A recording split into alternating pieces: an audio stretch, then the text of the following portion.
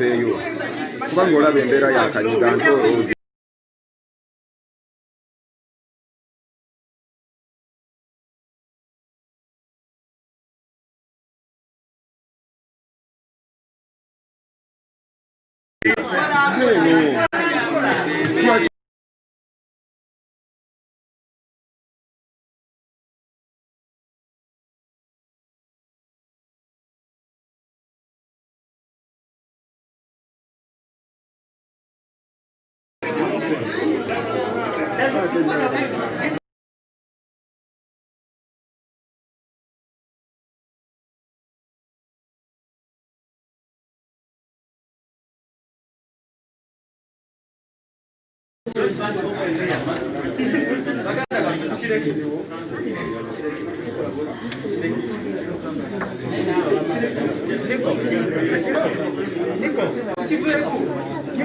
gwe wenna ali wano oyagala okumanya ebigenda maaso mu kooti peegi ya Honorable Kyagulanyi eri live era ng'osobola okubeera nga omanya ebiriyo.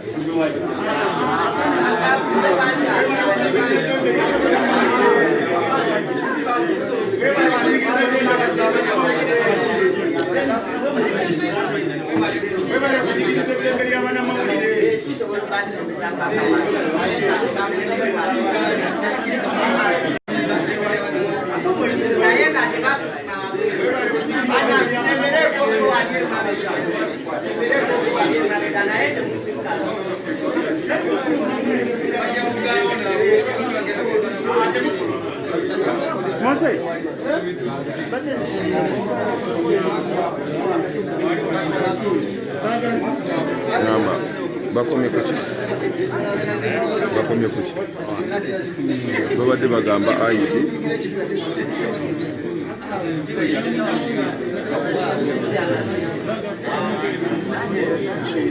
muganda wange wewe na tugoberera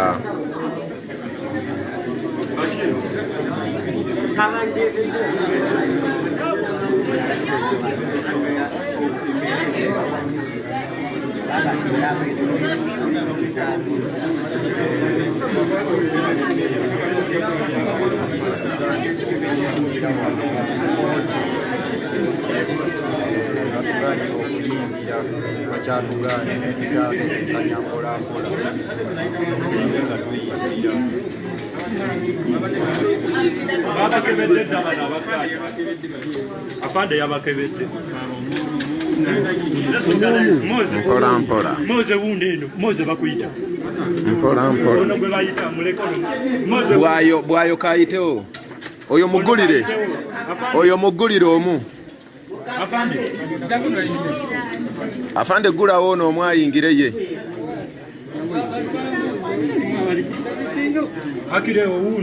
Akireo gulawo uno wa NBS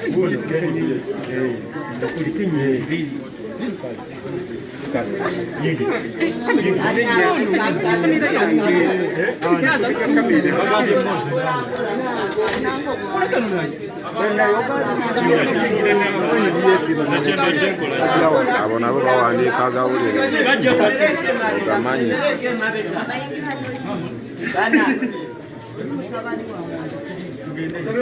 Musomereke mabega Semereke mabega alitese mutawanya nyoba mutawanya nyoba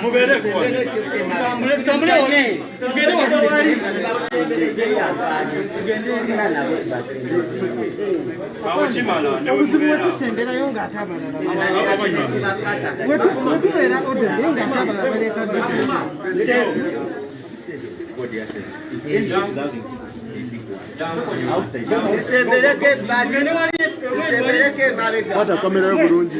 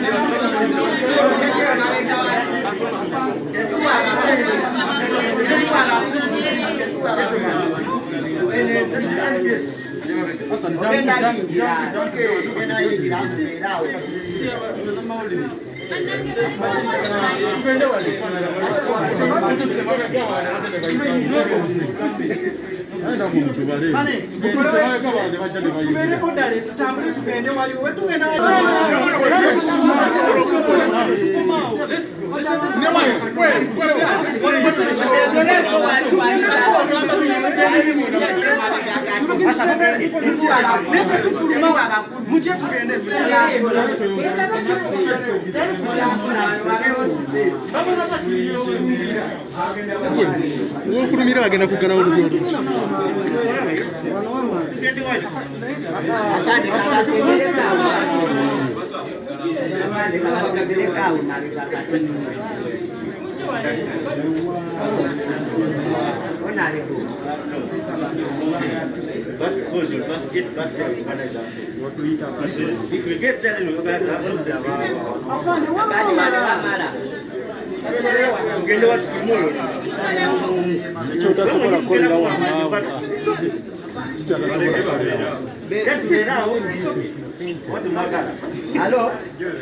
Leero olwedde watuganye dda.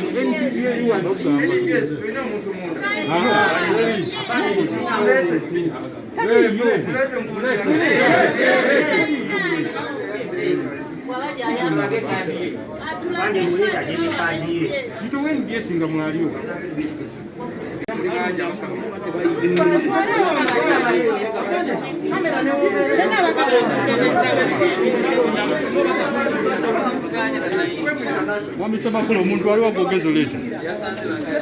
NDS NDS musigarao. Abande bwana sosola. Muna nabi wa UPC. Okay TV.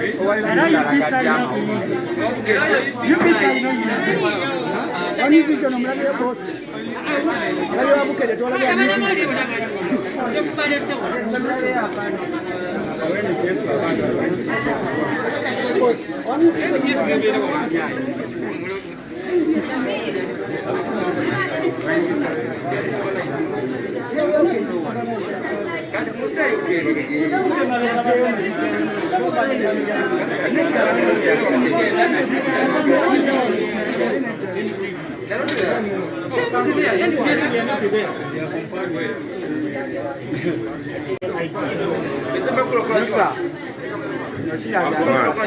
Mwana tulaba bwotugana mwana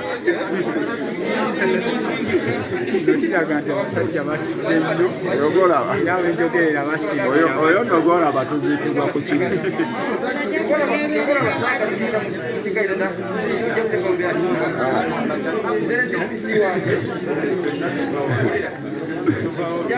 oyogola batuzikibwa ku kimu naye maama ate aliwo atali wa kamera mudaga kamera kyetegeeza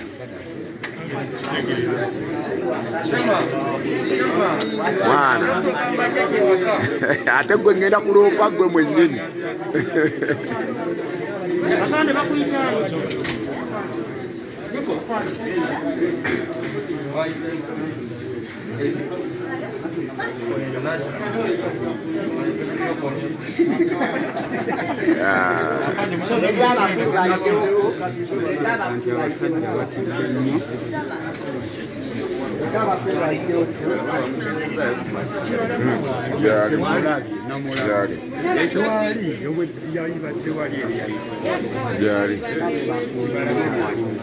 Kibalama ali mu kkooti.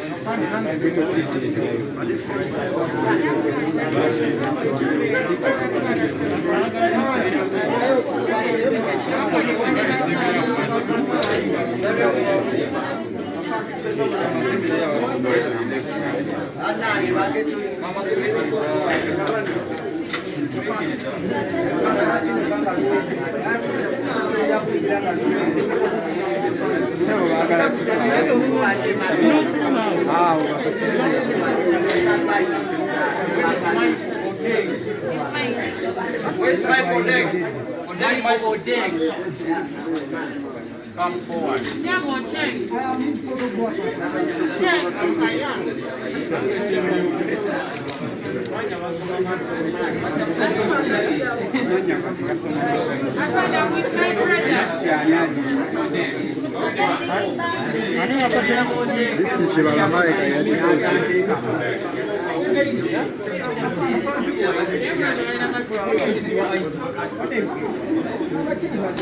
Gwe wenna munnanga atugoberera peegi ya Honorable Kyagulanyi Ssentamu Robert ya Bobi Wine eri live era nga gwe ayagala okulaba ku kavuyo kano akali wano wabweru ku mulyango we batuganye okuyingira sobola okukalaba naawe agenda ku peegi ya Honorable Kyagulanyi Bobi Wine nayo ogenda kubeera nga olaba live ebigenda mu kooti. Kibalama Nkonge Moses Kibalama aleeteddwa mu kooti era ng'omulamuzi wa kooti eno bwe yasaba wano ey'okutwidi Tower bwe yasaba okubeera nga aleetebwa mu kooti kosa ne gwe bamukwata naye oba ye Ssaabawandiisi yali ow'ekibiina kiri ekikadde era nga bombi baleeteddwa. Kinajjukirwa ti Yoweri Kaguta Museveni baali bakwatibwa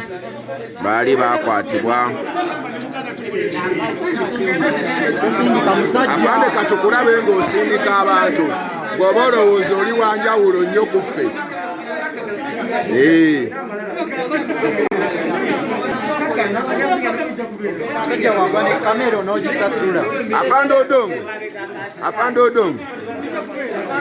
Afande Odongo tuleke tuyingire mpola mpola space bw'eba gyeri tugende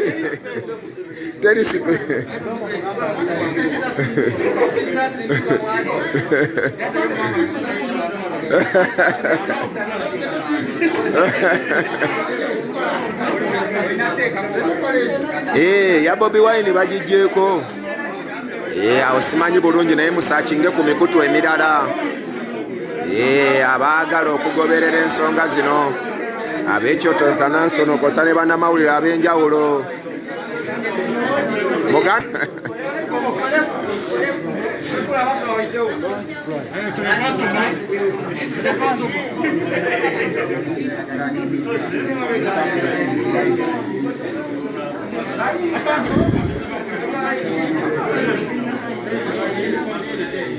munanga atugoberera eyo yembeera bwetyo eriwo.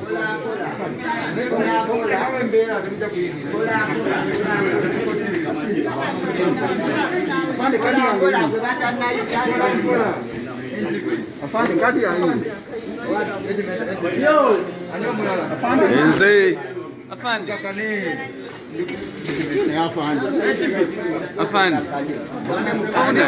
Afande uno. Ani mukakane manange. Afande male Baba chipiwa. muona agende. Ejude. Abalala namwe musigale wano mutulabeko. Mwefuge. Wamma basigale wano. Mufune ka space ne mwefuge. Tefize tata.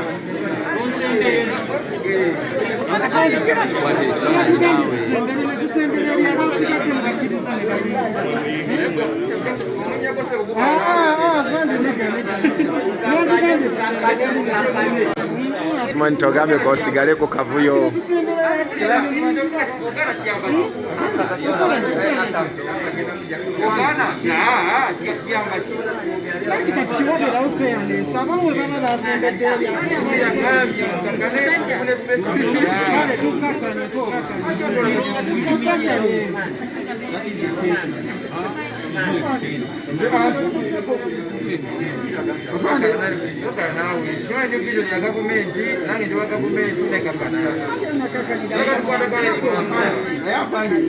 All right.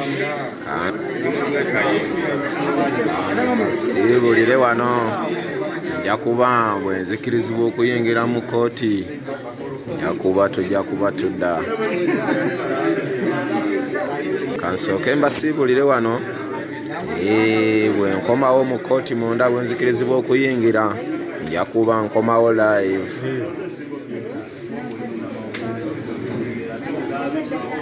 Eno embeera yeri ku kooti kambasibulire wano njakuba nkomawo live nga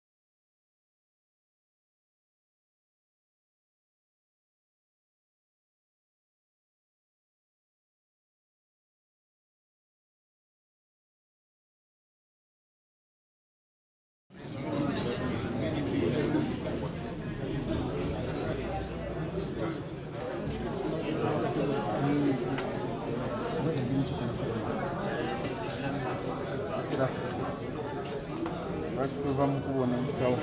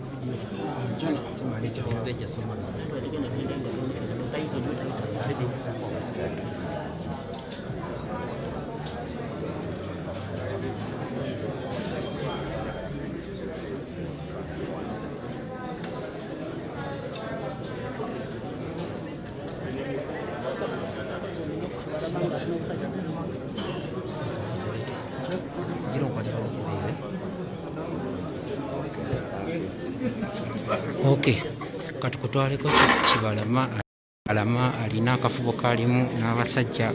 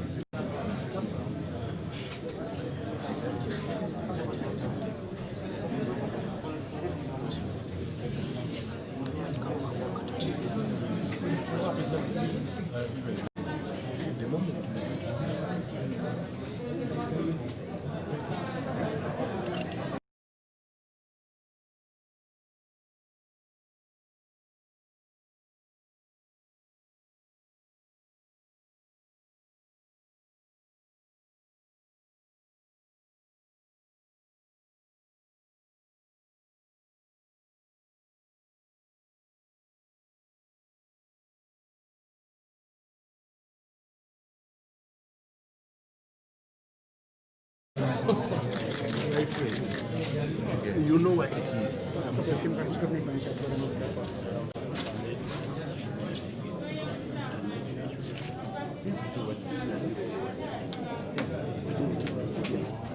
So that's where it's take them to say,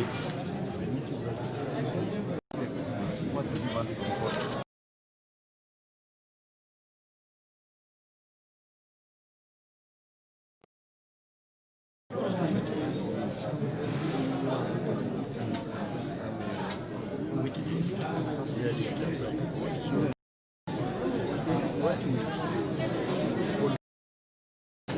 Boss, sembra che non that foreign, what do you call it? Another free bread, getting bread. Hello. Then you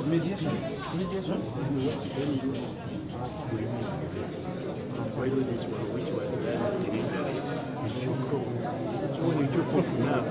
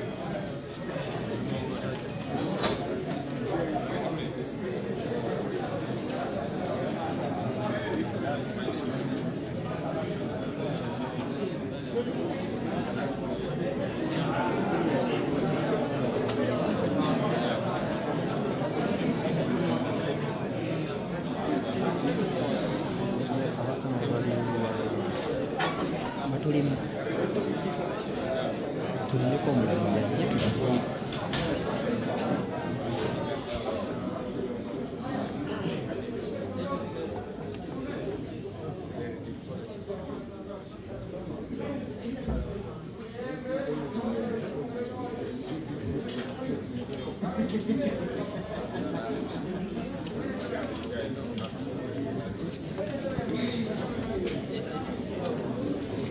Oyo ye musajja eyefudde looya wa Kibalama kwolaba oyo w'essapatu.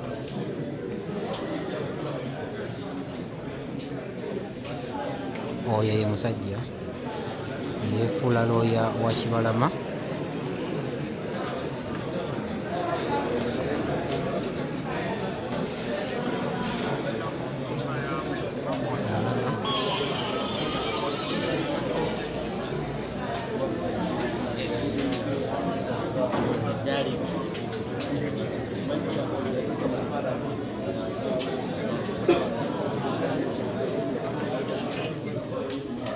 Yes.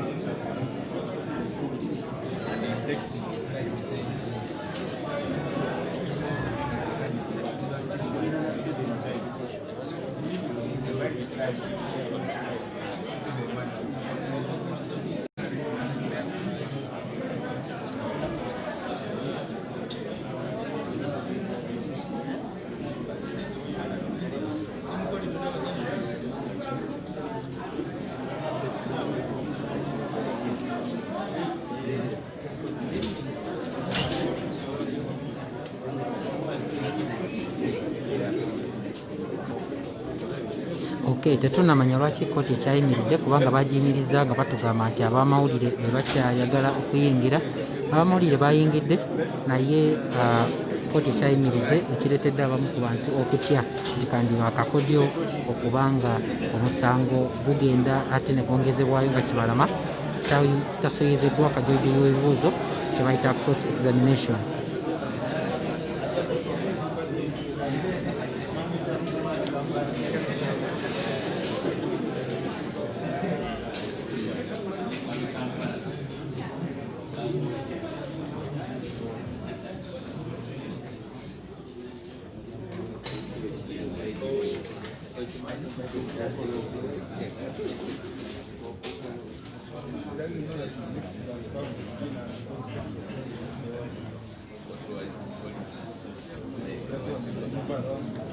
That's not 50%.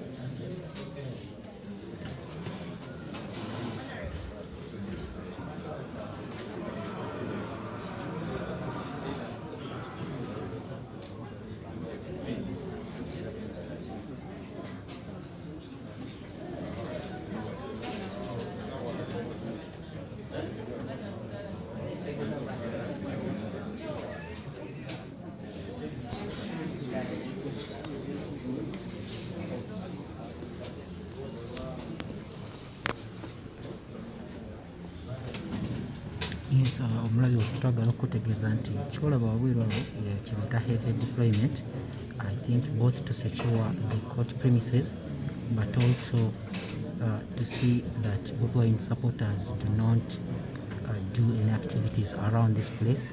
And you can see more vehicles are coming in to even the one.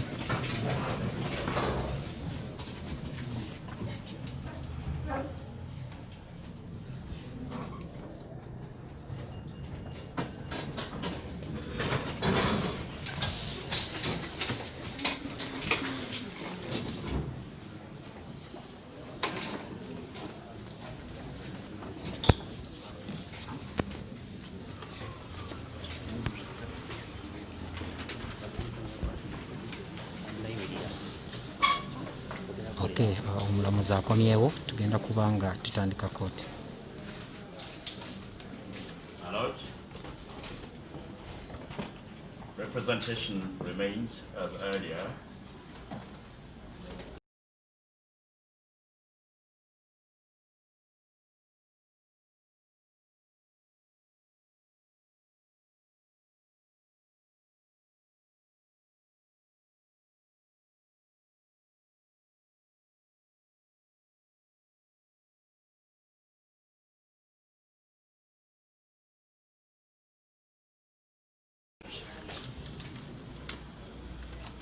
For the joining of Mr. Eric Sabiti,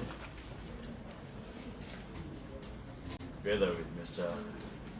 Hamid Lugorobi, representing the 10 respondents.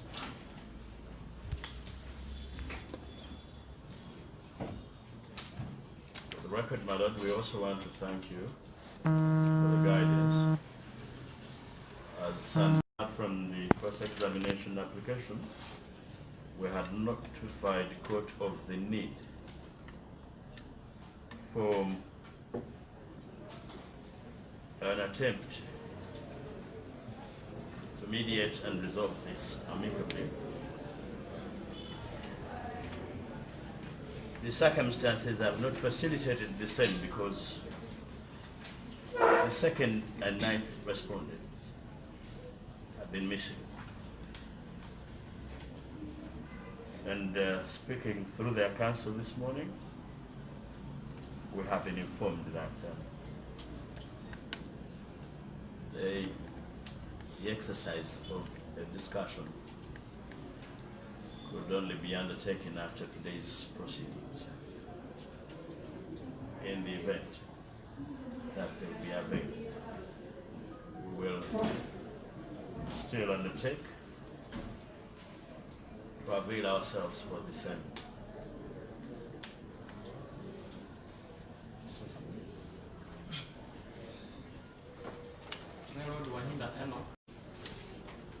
The issue of mediating the parties has just been informed to me by my colleague Mendat.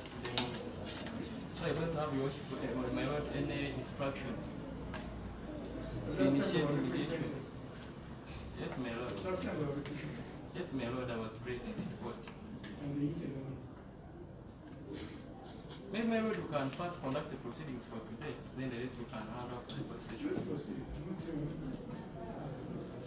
Except my lord, my clients are ready for the cross-examination of today, but they have instructed me to object to their former lawyers not to cross-examine them. That because they had some information they shared during the time they were representing them, which was confidential and could prejudice them.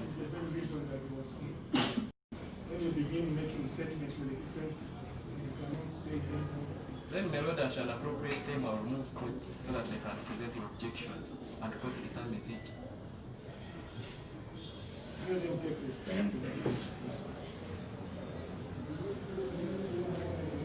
We're ready for Mr. Kibalama. Moses Nkonge, my lord.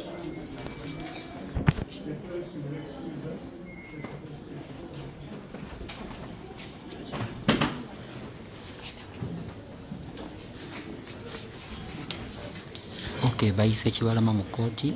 Lawyer we ono kolaba wano abadde agamba nti nti Kibalama si mwetegefu kubeera cross examined by balooya be abaali balooya be Baseggona, wabula Omulamuzi n'agamba nti eyo y'ensonga lwaki bamuyise kubanga alina bye yayogera byalina okukaatiriza kati era ssaawa eno Kibalama agenda mu Kaguli kubeera cross examined.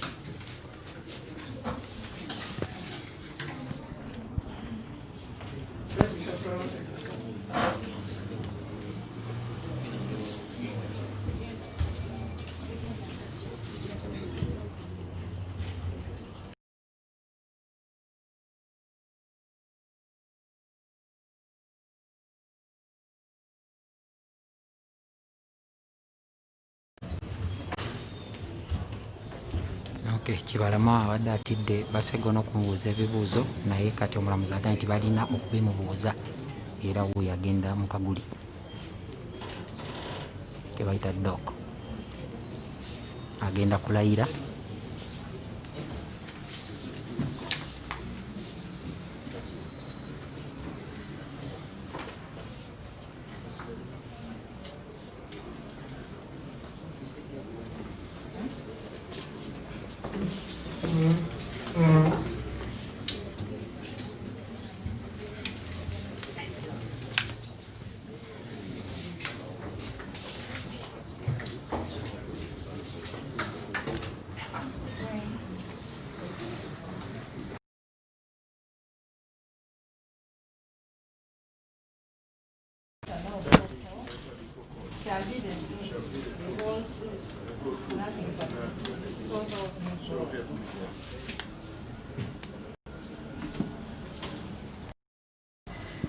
We had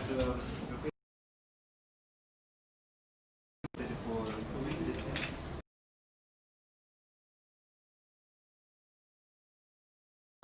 One is still in court. We are trying that the other one is move out. That is Simba. Simba Paul Kabonzi. Mr. Simba, step out briefly. We shall call you after this.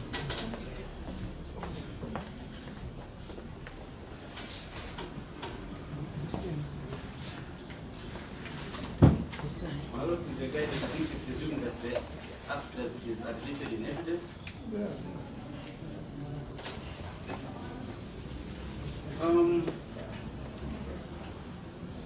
Stankonde Moses Kibalama. There are two affidavits on record. I want you to first identify them. Three affidavits on record. I want you to first identify them.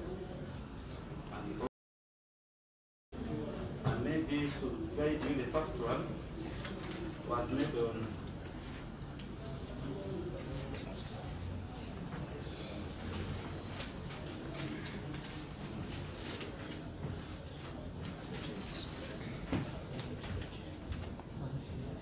have a look at this after.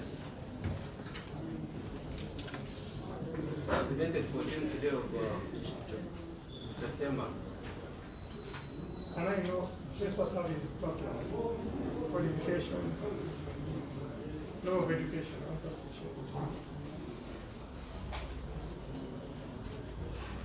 Mr. Kibalama, for the purpose of this explanation, can you repeat this one and quote your full names? My full name is Moses Kibalama. Your age? What is your profession or what do you do for a living? Well, some private residences. Some businesses. You need to be allowed for court to get your evidence. Be audible. Yes. You have private businesses. Yes. Apart from the private business, what do you do? You have another business. What is the profession? Well, I got a diploma in business administration, which I attended at Makerere College of Pharmacy in the year 1995.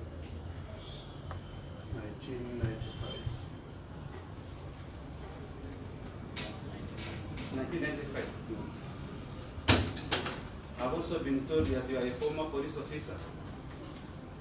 I've been joined the police in the year 1974.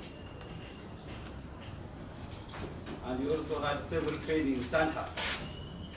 Sandhurst and Derbyshire Coast Harbour.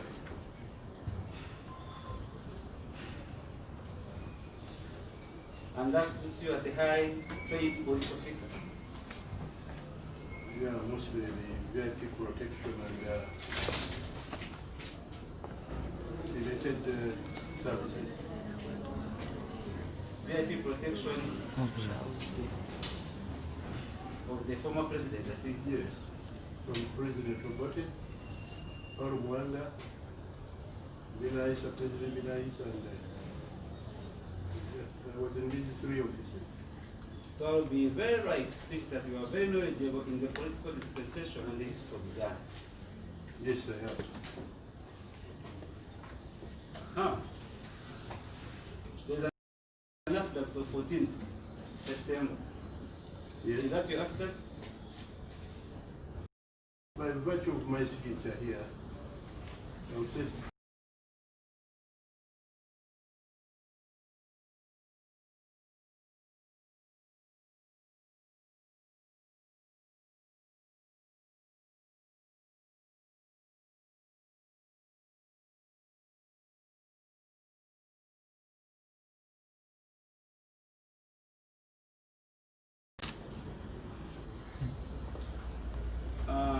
You can return that one. There's another one.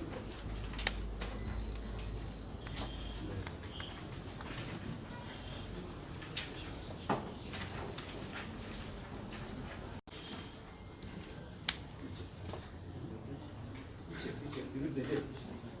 the date 14th day of September 2020. Possibly the same day. And before the same commission of oath, or drafted by the same lawyers? No. No, that is a different lawyer. This is a different lawyer. So in the space of one day, you moved two different lawyers taking the evidence. That's why I'm looking for that. Okay, kupoza okutereereza mu katono Kibalama bamuwadde affidavit bbiri ze yasayininga, affidavit bbiri ze yasayininga naye nga zonna ziri ku date y'emu. Kati bamubuuza nti zonna yatambula mu lunaku lumu n'awandiika affidavit ku walooyo omulala n'agenda ne walooyo omulala n'awandiika endala, ekyo kyatanaba kuddamu. Supplementary manual. Supplementary. There is another one. Then the original one filed in the original bundle is the one of 14. So now the other one is what I'm missing. Is it for the president or for the main It course? is filed 15th September, my lord.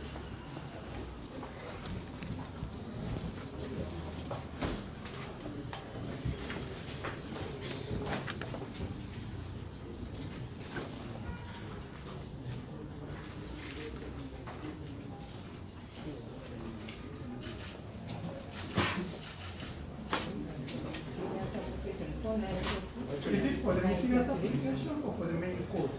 That's the confusion. Are you referring to affidavits of the main course or the one of 15 is a miscellaneous course? My lord, the one I'm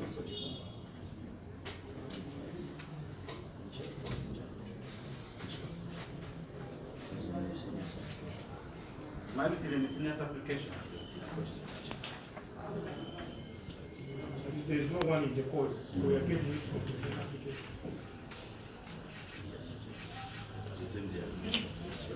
My lord, it is relevant, it is in the application. Yeah, you should guide us, otherwise me I thought I was having the file for the course on.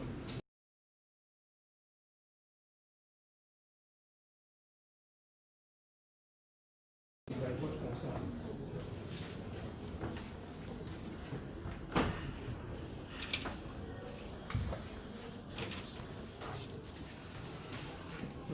Then my lord, the last one, the supplementary in the course.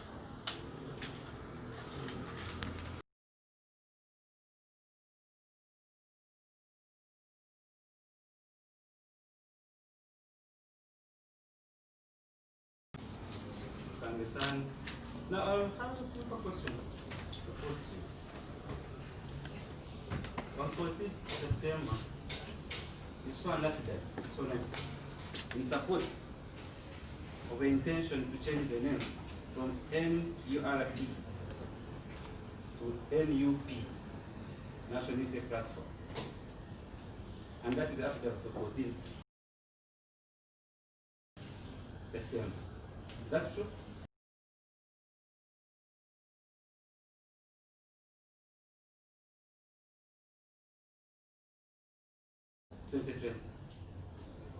This year.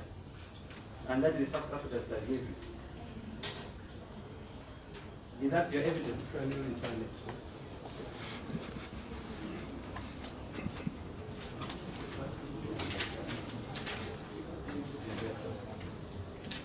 That is it, Mr. Kibalama.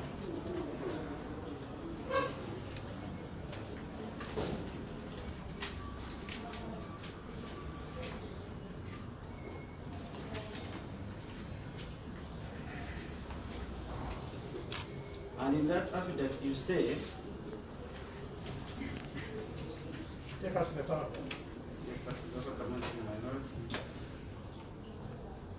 first in paragraph 5, you say that the applicants have no local standard. That's what you say in paragraph 5. And this specifically they are saying that the application is frivolous, responsive, it is bad in law. And indeed, you are saying that all what the founder members, alleged founder members applicants, whatever they are saying are falsehoods. That's what you are saying in paragraph 5. That's what I said. That's what you said. Yes. Now, in the last affidavit, the supplemental affidavit, my lord, you say in paragraph 3 that after making further consultations, Yes, sir. that's what you say, Yes, sir. with the new lawyers, Yes. you acknowledge you had other lawyers, then you got new lawyers. Yes, sir.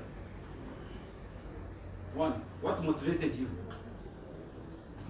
To get my own lawyers. No, you are not getting lawyers, you are making consultation. What motivated you to consult other lawyers? You have read the affidavit, you read the application, you made evidence. That very day, what motivated you to consult other lawyers? Well, since I'm not a lawyer myself, when the matter came up, to my knowledge, I had to do a lot of consultation in order to be guided. But when you say when the matter came up, to your knowledge? No, I just needed the guidance from what kind of consultation. So that's how I got that new lawyer. And the lawyer had to give me guidance on how to handle this matter. Who are these new lawyers?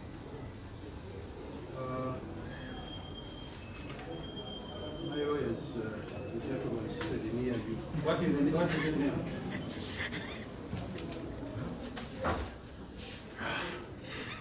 You need to check on the paper to know his name? Yes, yes. Yes. You should seek permission of court to You seek if you want to permission face to your mind. Yes. If you don't remember, it's not an offense. Okay. Then So Mr. Yamukama, who is seated there? So, Mr. Biamuka, this is Mr. Biamukama, who is sitting next to me. Did the lawyer consulted? Yeah, consulted. And Mr. Biamukama, the lawyer sitting next to me, do another affidavit. He advised me to do another affidavit in order. He advised you, but you do not have it in mind, you are just consulting. No, I was consulting for legal guidance. Was that enough motivation? Yeah, it was. Me, for example, me, I'm not a lawyer. I'm not studied in that area. I need to consult land people. That the police officer, retired police officers. Yes, sir. Knowledgeable to some extent. At least. So you consulted. So please, did you also give him the other that you had? No, the funny thing with the first advert affidavit you're talking about, I was in one area I was traveling. Then colleagues and friends in the NUP invited me. It was very urgent to go south there. But they did have the main body of affidavit. I was requested. Mr. Kibalama, that is what you're saying is different. It is that I gave you the affidavit. I signed. That's your affidavit. Yes, yes. I signed the That's what I want. the last page. That's what I want.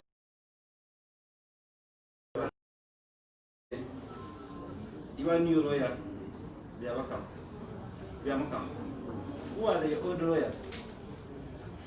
The old lawyer, Are they? Anthony Wameri, Wameri and the company advocate. And there were also other lawyers from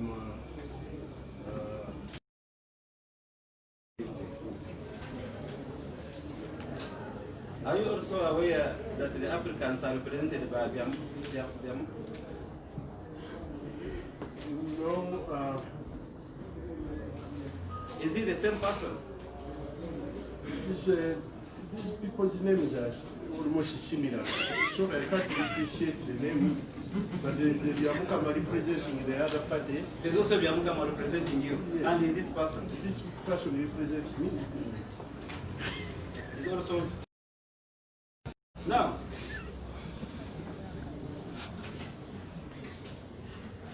What is very critical, what I want you to tell you, what prompted you? There's what motivated you, what prompted you to make another affidavit. Because you had been satisfied that you had read the application, you had read the allegation of the party founders, and you said these are falsehoods, they are not true. In a pace of only 4 days, you get motivated, you get prompted, and you visit Biamukama. Who did you refer? Who referred you to Biamukama? Have you dealt with that lawyer before? No, I've never dealt with a lawyer before. But a friend of mine. In your 59 years of Yeah. even when you're a friend of mine that I consulted told me that that lawyer is a good lawyer, he's a smart lawyer, and these are the ingredients I was looking for from a lawyer. Would the smart lawyer change the fact of the evidence? So that's what you did. I don't think so, but he would be able to guide me thoroughly. My Lord objections to that question. That one touches on my integrity and creation details for us. Let him answer. If he says no, then arrest your feeling. Let him answer here, unless he objects.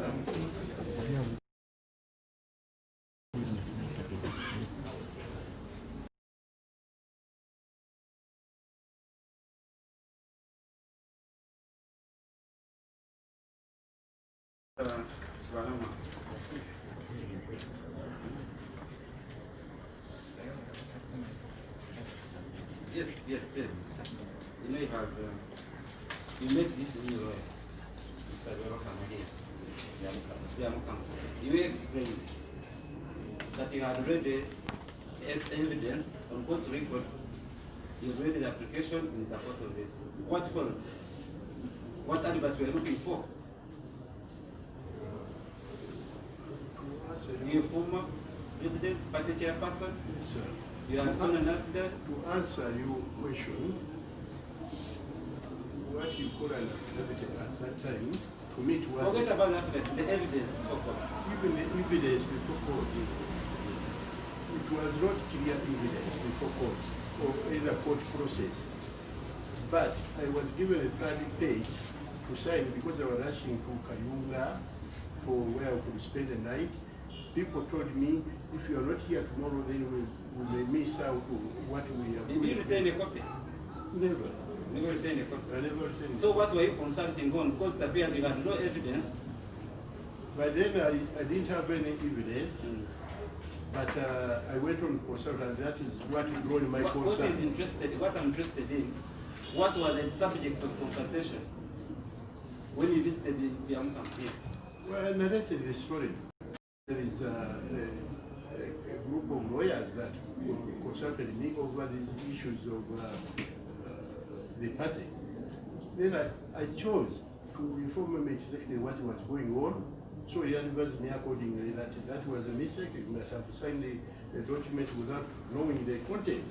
Now, in paragraph 7, paragraph 6, you alluded certain affidavit, and you seem to have been informed of what was in that affidavit. Now you are telling court, you are given a last copy, you moved out because you're traveling, but when you met your new lawyer, you are simply telling him, there's an affidavit I did, said in 6, and in 7, I can read it for you. I wish to clarify that the statement in my first affidavit, prepared by Rwa. That's what you're saying in 7. Were hurriedly made without thorough advice and reflecting what was made in my second affidavit using the new lawyers. Withdrawing the first and stating the truth as I know.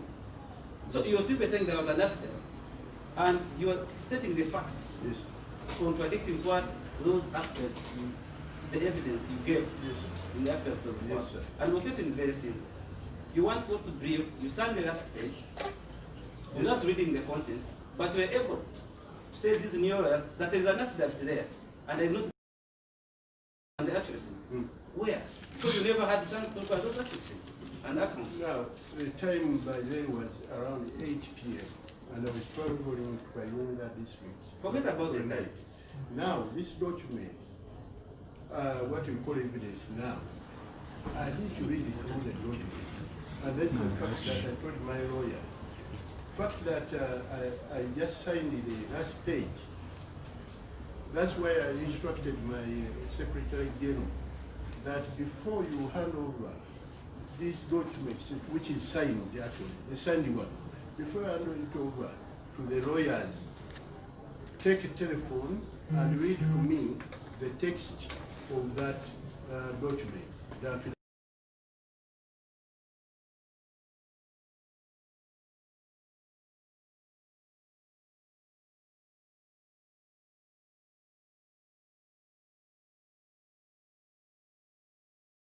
To read it, that's so hurriedly. I'm sorry. Yes, sir. I want you to get to my question. I want to be very clear. One, a police officer in those ranks, you're only given the last page to sign, and that's all. Yes. That's what happened. Yes. And that's what you want God to believe. You will hear from us. After 4 days, you meet another lawyer, a new lawyer. He advises that he was talking about. Because you seem not to have had any evidence according to your testimony here. You are just shown here that what is interested, what were the evidence in Kwabo, which were telling the lawyer that it was false? The confusion now is that counsel. No, the law firm. The law firm, which I don't know whatsoever, called upon Anthony or Mary to testify on this. Because me, I said Mary, when Mary is here, is a mature person, he can narrate. Let's forget about Kwabo. Now, in paragraph 7a. Why are you aware that you're being sued? Yes, sir. It came about that very week that so you have the document. And I did prove they did never supply. How did you know that there was a suit? They are lawyers, they are only people lawyers. But they never gave us those documents, read it through, and get to understand what the shoot was all about. So after yes, they returned all the documents. By the time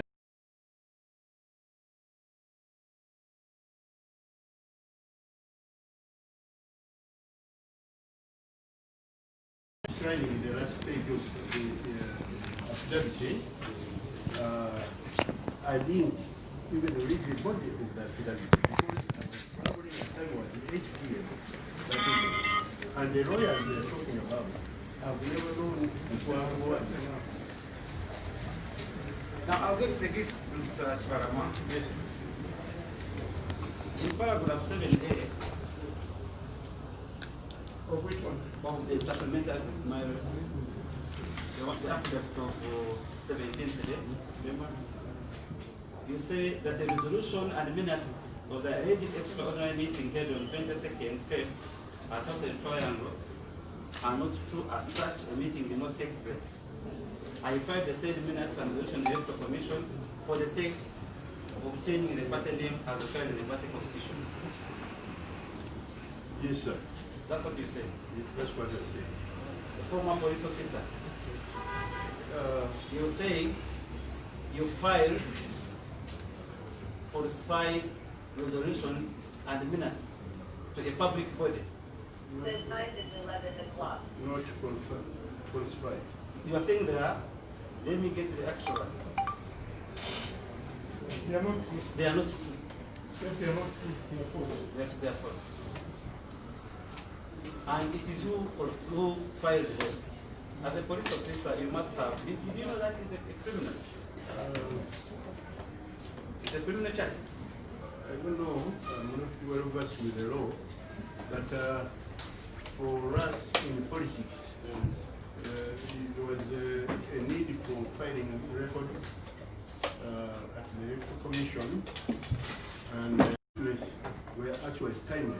That on such a date you need to furnish the Electoral Commission with the rightful information. So are you telling court? Are you telling court that one you need to furnish the Electoral Commission with the rightful information? Yes. That's what you are telling court. Yes. And you're also telling court that what you submitted was false declarations. Can I also ask a question? Are you saying that we had timelines at the Electoral Commission for you to file the change of name? Was it a public requirement that by all statutory requirement that you needed to file the change of name by this date? That needed you to force the PPOA, the Political Parties and Organizations Act, clarifies clearly that this kind of records have to be filed not later than 6 months after the party has held its delegates conference. Now, the question here is the change of name from MURP to NUP. So you are simply telling court that we are time bound to make sure that you file those declarations for change. So that means you had changed the name. Forget about what you filed. Forget about what you filed. The intention to change the name is what you're saying. Because of that need, you needed to file certain documents. Yes, so it is evidence that you filed for the change of name. Yes, sir. We filed. No, wait. Forget what you filed. Forget about what you filed. What is present is that you filed for a change of name. Yes. From NRP to NUP. Yes, sir. Now, I'm concentrating on the criminal part of it. Because I've already captured.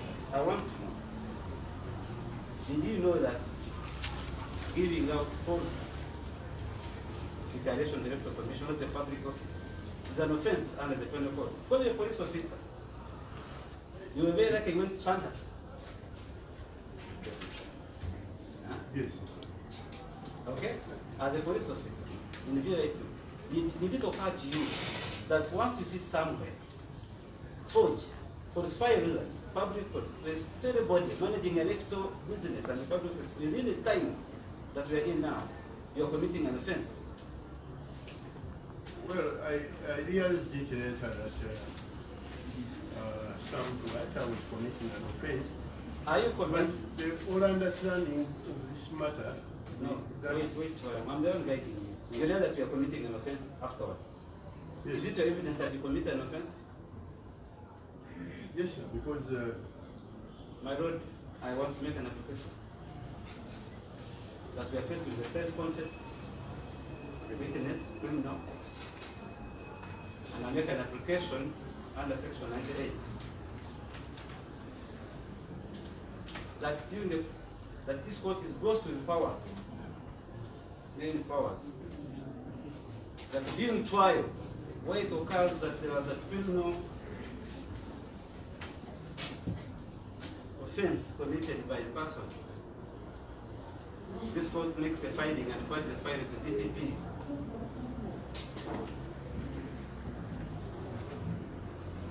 For further prosecution. This has already appeared before you and confess to that. That's my question, my word, that I feel that it form part of the final determination.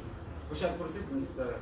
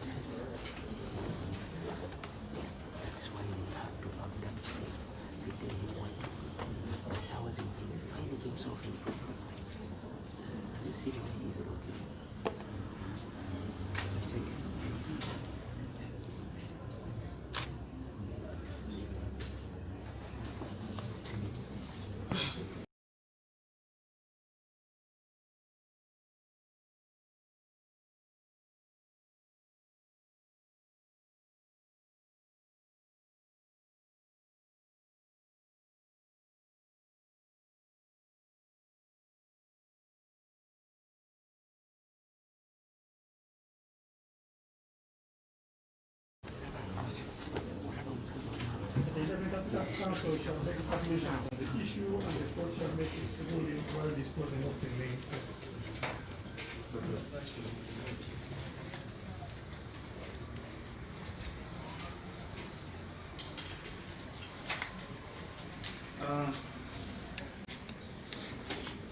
Mr. Kibalama, is this your first, you've been the lead of this practice since 2004? Is this the first time, this is not the first time you are applying for the change of name? No, it's not the first time. So since 2004, you can confirm this one of court that we have made several requests for the change of party name? Not several, but some. How About many? 4. How many? Twice.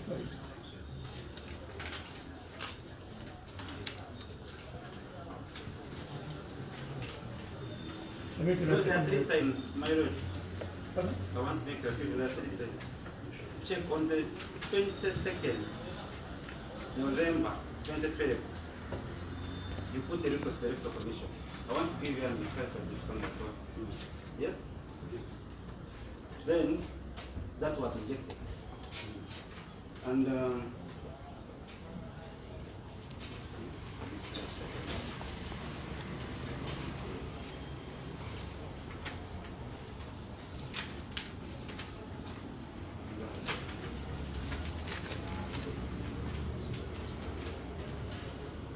then the second one was on 1st February 2013. The first one in 2012. The second one, 1st February 2013. This time we wanted to change Independence National Unity Party. I want to remind you. Then this is the last one, the third one. Which one? The one from Nuke, the one of Nuke in the last one. Okay? So your desire, and this is my question, this is not your first time that you are changing this party name. Your desire all along, since 2012, you had wanted to change the party name. And I believe when it was finally changed, you really succeeded what you wanted at that point. The register of the name, pronunciation, whatnot, our people the wrong letters and words. So we wanted to bring that party name. Really, if you look at the Independent Party of Uganda, whatever, then you look at the NUP. It's really short, very short and well abbreviated. So it is your evidence that indeed NURP, when you move the Republican and it is NUP, it is short and it is very, people appreciate it. That's how we look at it. That's what the intention was. That is the to shorten the name. Shorten the name. And they have a shorter way of abbreviation which would be easy to the natives of this land. And your evidence is that the grassroots election that involved in would appreciate a shorter name. Yes. And indeed, National Unity Platform, the shorter name. Yes. Which is appreciated by the grassroots. Yes. Thank you very much.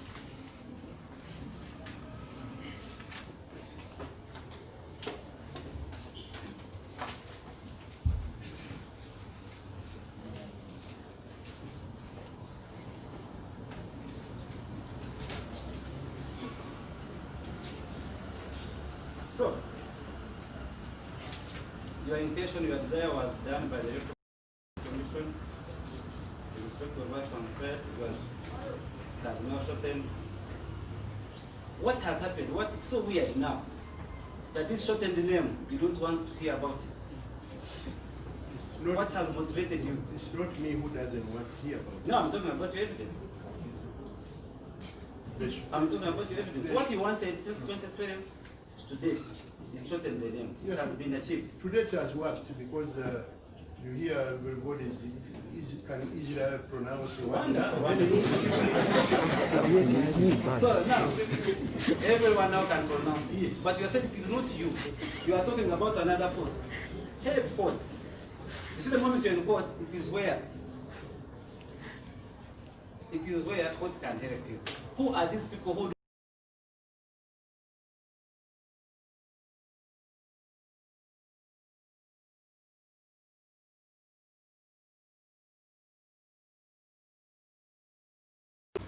Me, I've done my part, I changed it as a party president, as the chairman of it, since 2012.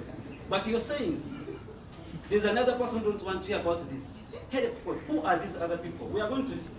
I didn't mention that. There are other people.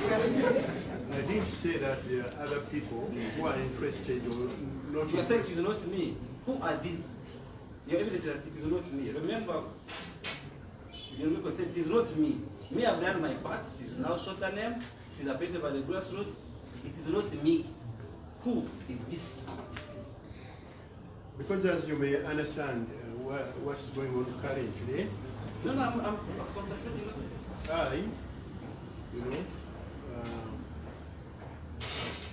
Try to bring in new people in the political grouping, which of course I was leading, and the new people, the new group which joined us, not so much interested. And we said, you can take on the administration, with us we don't have a problem with it.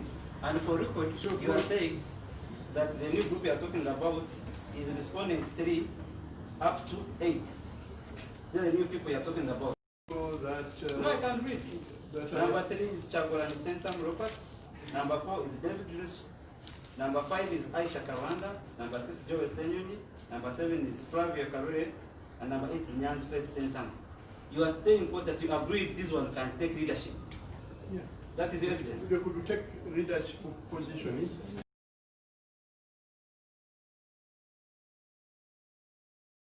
That were in NURP and I who were to be assigned the new duties. Is your complaint that you were never assigned new duties? You had your complaint before? It's unfortunate I was not assigned any duties. I was sidelined. You were sidelined? But I didn't have wait, what is recording?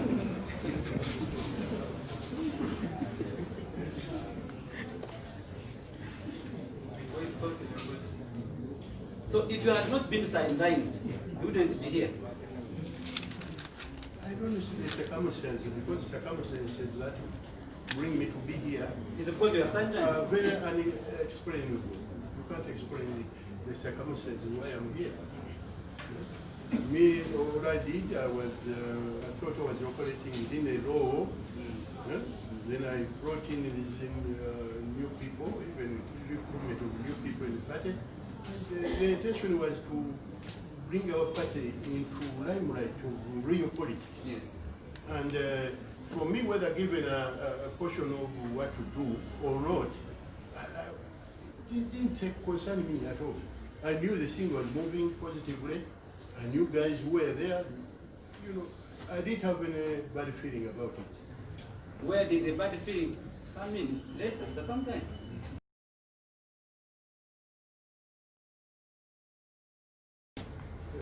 All the people that I came with to join the other team, people who should be in a rightful positions, were all sidelined and were not assigned the duties.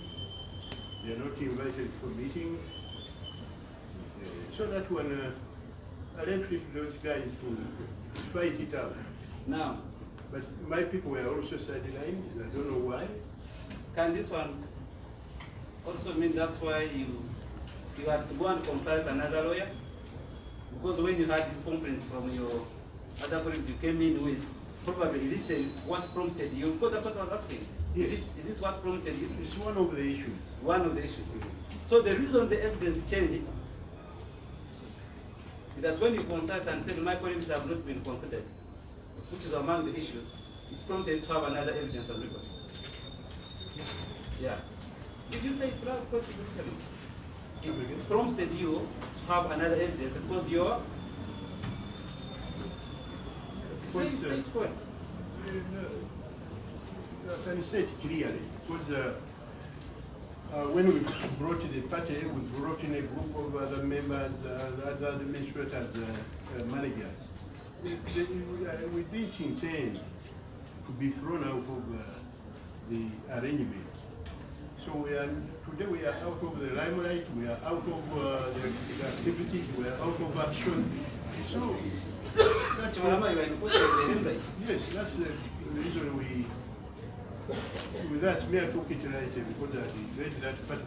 So, Mr. Kibalama, you are simply telling God that your actual grievance is that the people you came in with to join this other new leader.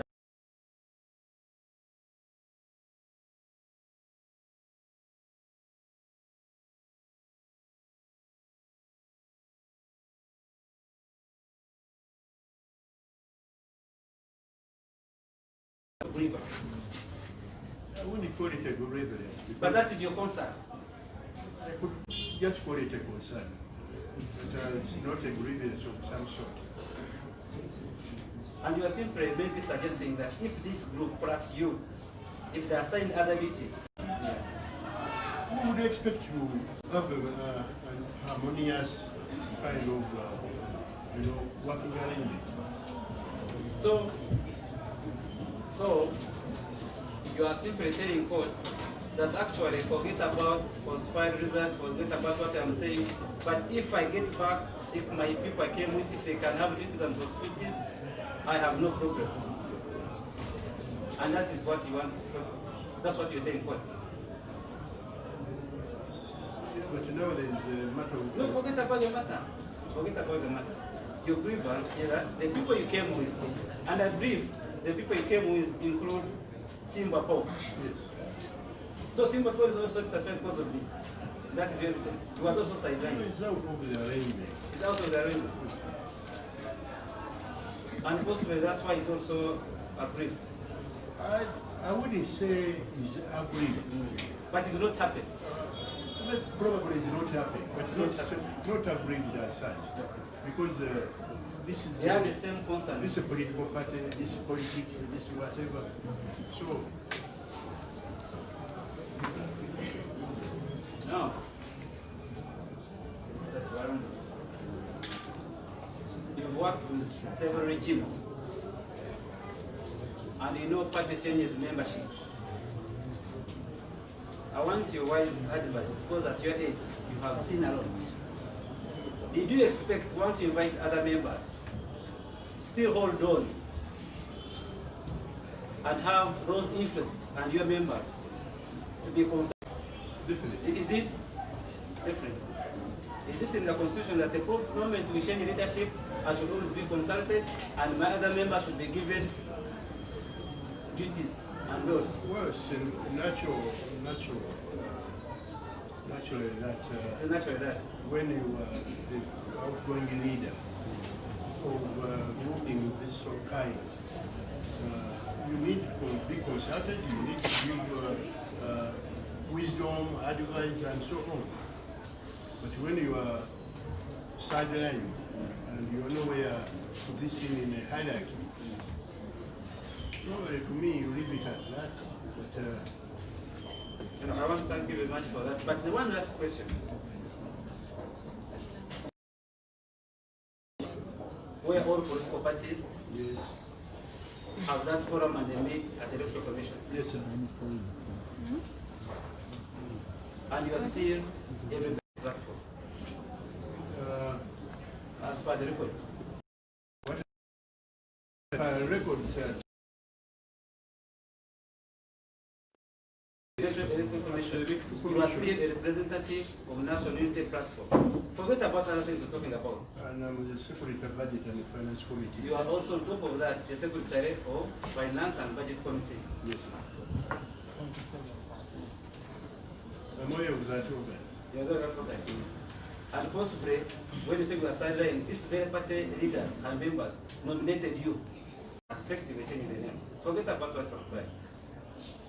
It is this party, the members, the National Unity Platform, in that National Electoral Commission or National Consultative Forum, where you are also named. Yes, sir. The fact is that when we change the party name, when you change party name? Yes.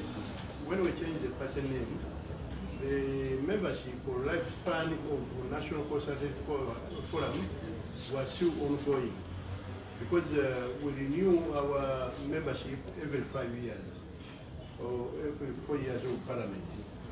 Now, when we came to the National Unity Platform, I still retained that representation because time had not come to renew the membership. And these party leaders, your party has not recalled you. There's no such a thing. The party has not recalled me because there is no way they recall me. No ways, they have not recalled. That's what I want. Yes. There's no way that effect that you have been recalled from that National Consultative Forum as a member of National Unity Platform. No, sir. I still remain a representative. But you still want more of the duties in the party and your people? Of course, many reasons why I started that political party. Many reasons to serve this country, to serve our communities, and there's a lot to do. Most of that, those are the questions I had for the staff.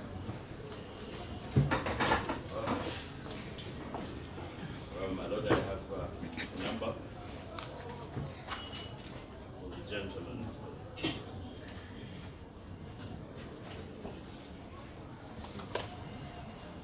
Mr. Kibalama. My name is Madam Secretary.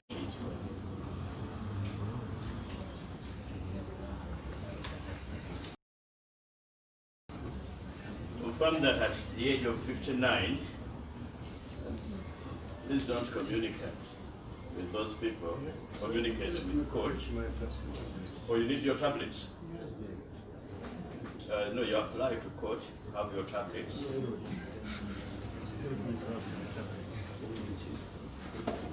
Do you also need water in addition to the tablets? You just want to chew them. Please may, my Lord, through you, may the supplier of the gentleman's medicine supply himself before we get into another catastrophe.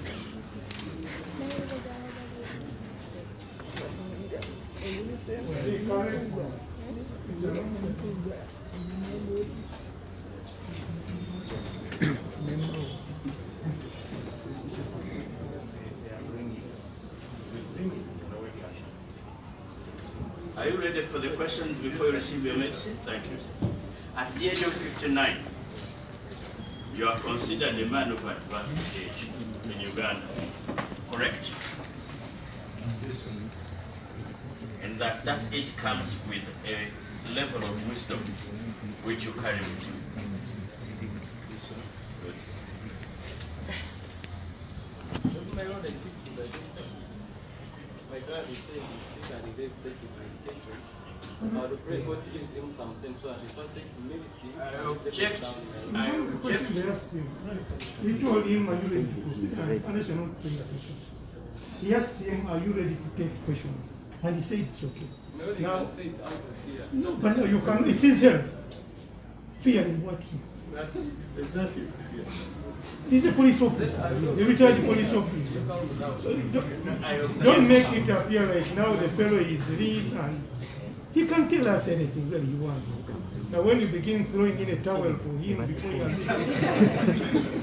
You're blushing, my lord. please leave him to, if you're not okay, please let us know. It's your help you're interested in first. Before we leave the subject, my lord, and having followed you, I would very strongly apply at this forum that you write another book on professional ethics at the bar.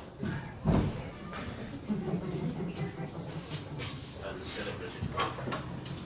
But my lord, before you do that, I will continue with the cross-examination.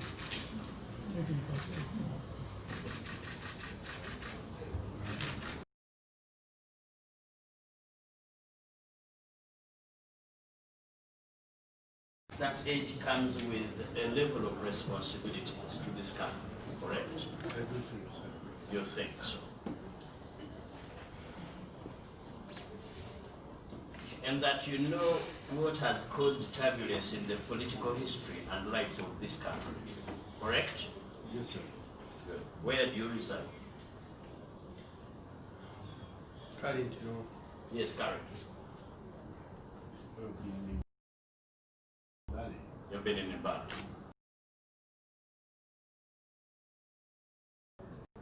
You have a residence in Mbale?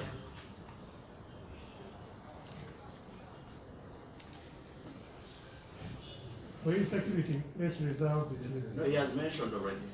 Let's just leave it at that. All right. For how long have you resided in Mbale? I will not go to whether you intend to. No. For 2 weeks. And that you have been under the protection of security. True, false? Well, Yes, no. I've been under state program. You've been under state protection. Yes, answered it. My lord, I pray question is touching my client security, don't be touched by the police. It's a facility easy, but that's an ethical person. I pray good prevails over, and my clients ask us question which arrive on his affidavits. Don't guide on what is going to be asked.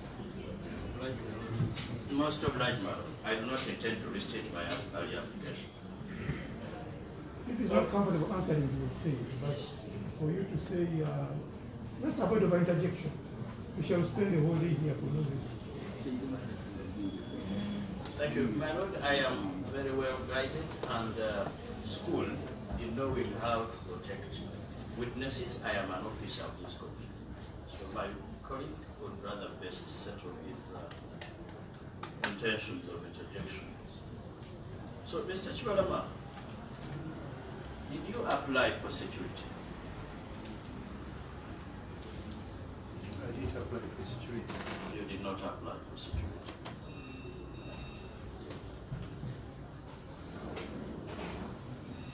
Good. Let me take you to these affidavits of the affidavit that where you signed, you said the third page, the one originally drafted by Kwagala Company Advocates, this particular one of 14th September. Look at it.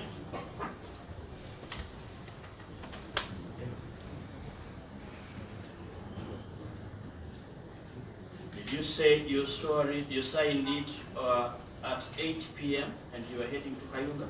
Yes, sir. Okay, give it to me.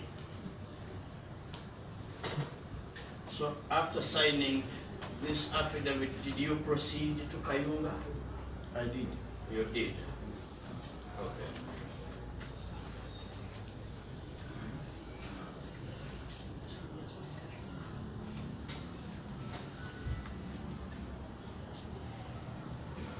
And you signed it hurriedly.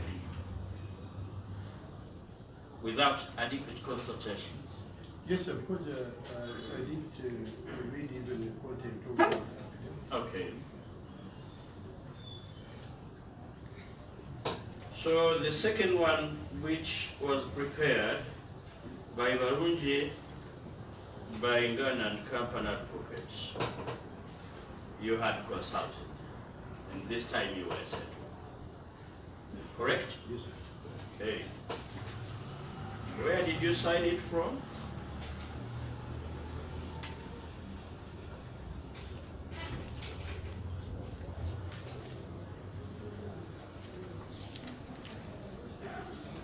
I signed it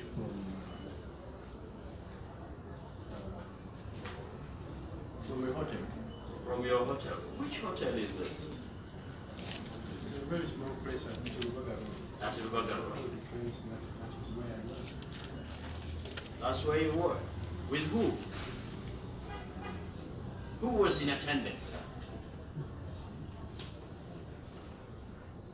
Simba Paul Kabonde. And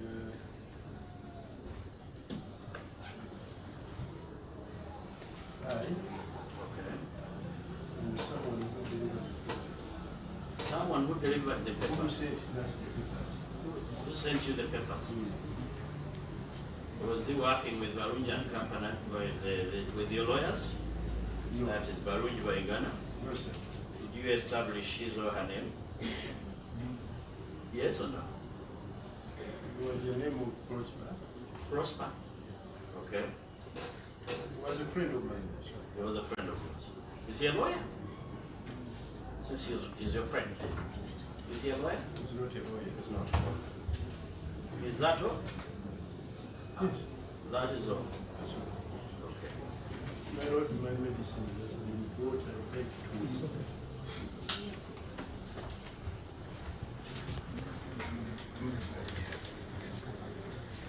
You need time to swallow your medicine?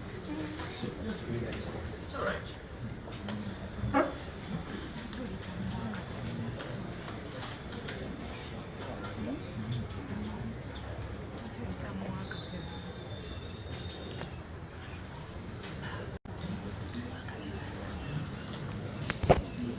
You ready, sir? So after going to Kayunga, on the day you saw the first affidavit, how many days did you spend in Kayunga? 2 days. 2 days. Presumably you came back on the 17th or 16th, somewhere around. Good. Mr. Moses Kibalama, please look at this affidavit.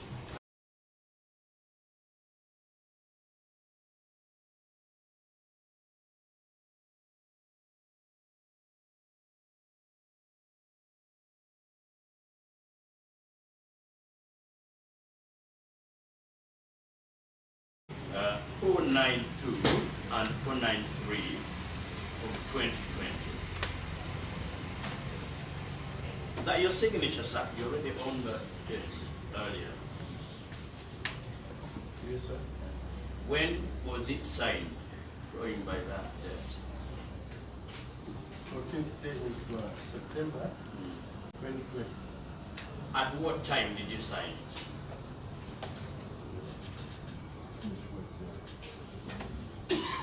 Around 4 p.m. Around 4 p.m. Please return it to me. Here's my document. So, after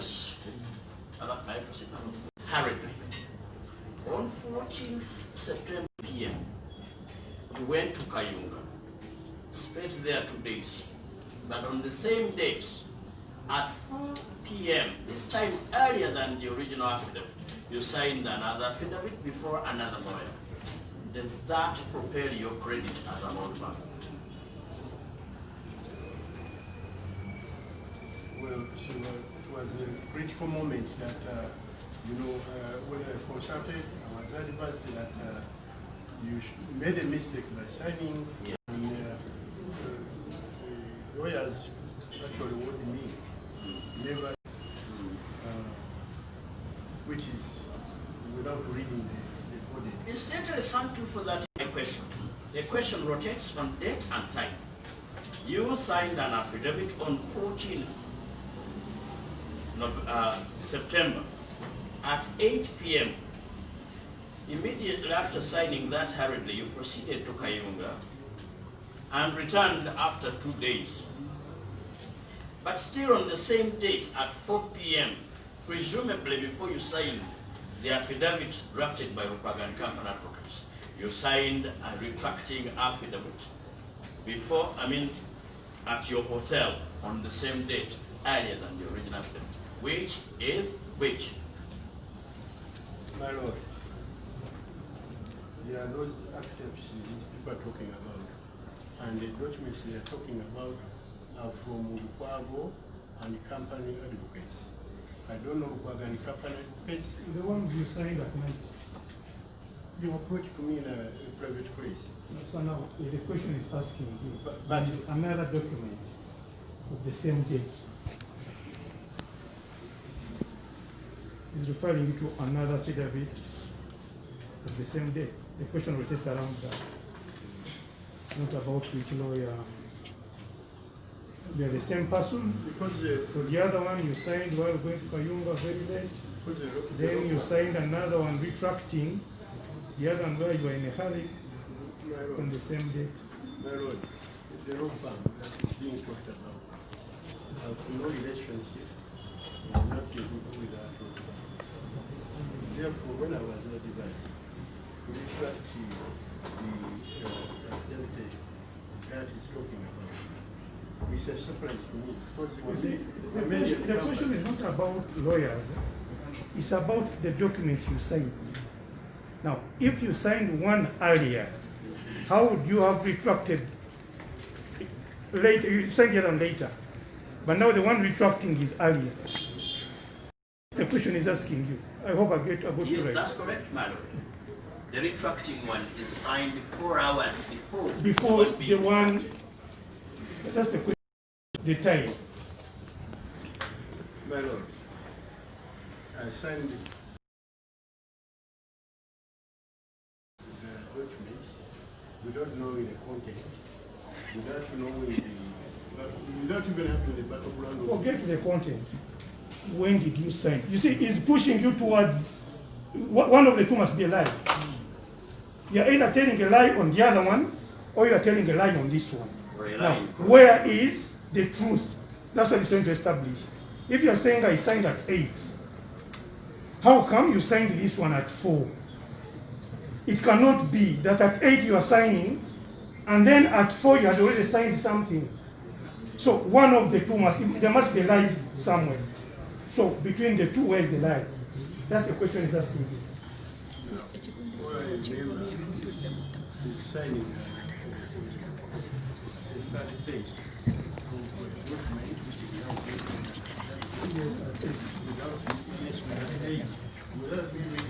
Don't get about reading. It's about now the document. Yes. One document is at 8. This one is at 8, and this one is at 4. Mr. Kibalama, Mr. Kibalama Konge, you're aged 59. You have a diploma in business administration. You have been a senior police officer, very highly trained at the expense of this country. Okay? You signed an affidavit. Okay. You signed this. Did you say the third page? They gave you the third page. Now, Lord, I would invite you to look at the affidavit, the original affidavit, where he signed the third page, drafted by Wagon Company and Wamelian Company. Now, since he recognizes Wamelian Company, and Wameli is here, look, this is page 1, page 2, and this is page 3. First, would you show your signature on that page 3? I don't see this. Did you sign page 3? I signed the last page. Which of that affidavit. You have been categorical. Page 3.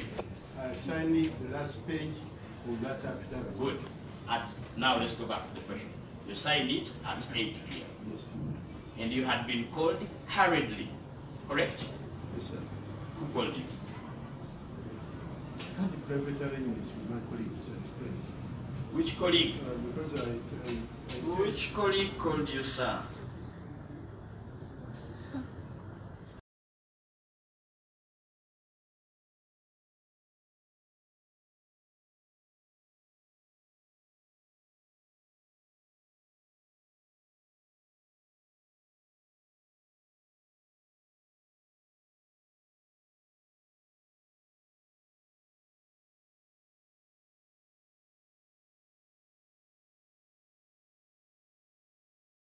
a gentleman in Kayula district whom we had The person who called you to come and sign this document is called who? the person who called me to sign this Affidavit, which you had signed at 4 p.m. before you signed this last page. How do you explain the timing? And from signing this particular last page, you rushed to Kayunga for 2 days. Me, I was not so particular about the dates or timing of these two affidavits. You have been particular, it came from you. I was not so particular on that particular document. On the timing. That I signed. Okay. All I remember is that by around 8 p.m., I was approached by a group of lawyers at Bukoto. Very good. At Bukoto, they gave me a document to sign, but That is understood, sir. The last what? Without reading through. Now I left the responsibility to the Master Secretary General. Mr. Kibalama, do not be a paper tiger. A paper tiger receives a question and answers his own. Now answer mine. Okay, 8 p.m. Was it dark? 8 p.m. Was it dark? It was dark. And you proceeded to Kayunga. And you returned after 2 days. Let's go back to the one of 4 p.m.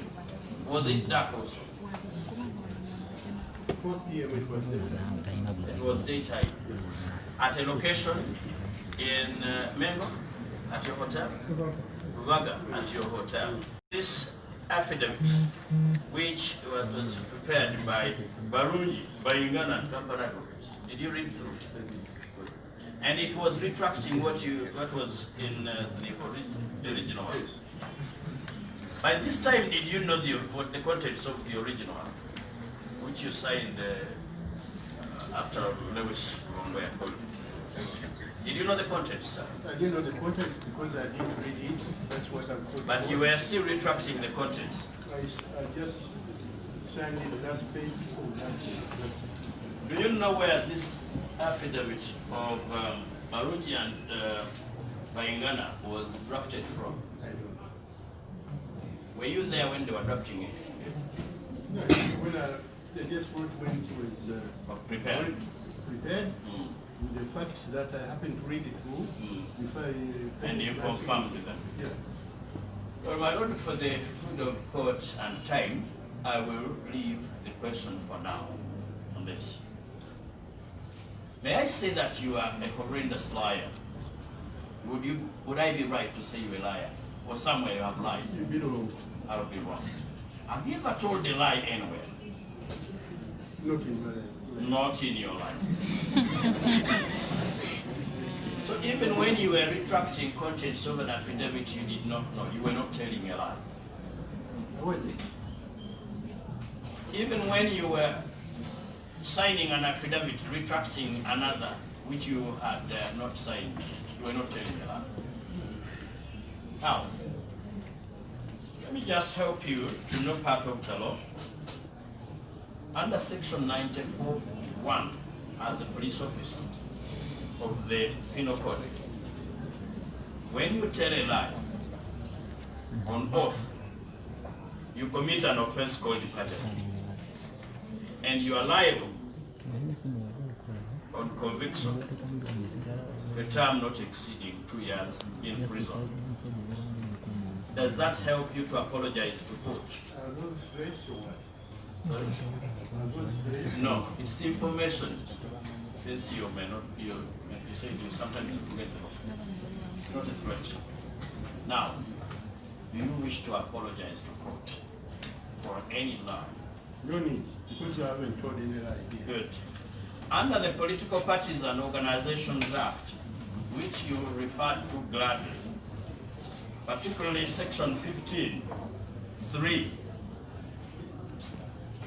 any political party or organization or any person which or who B furnishes information knowing it to be false in any material particular commits an offense and is liable on conviction a period not exceeding 200 currency points or imprisonment not exceeding 2 years or both. You have confirmed on oath during that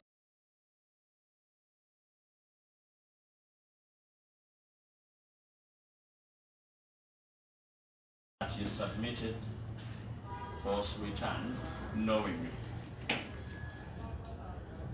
What do you have to say about the offense you committed? Well, by the time we worked out these papers and minutes and the resolutions and whatnot, it wasn't clear to us. We didn't intend it. We didn't know we were bound to commit an offense. But we were fulfilling. We were fulfilling our statutory.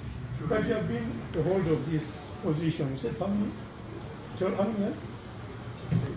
16. You have an obligation towards filing returns, and you're not aware that when you file false returns, they attract a sanction. See, I was going to use this quoting to sarcasm. All documents, not all documents. Because you hold of that position for 16 years. Yes. You must know this act in and out. Consequences, penalties, sanctions.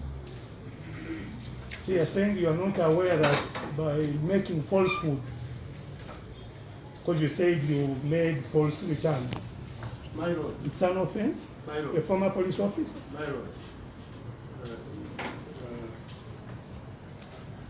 You see, sometimes what I don't want is you to go out celebrating that I put up a spirited fight in saying things which were not relevant.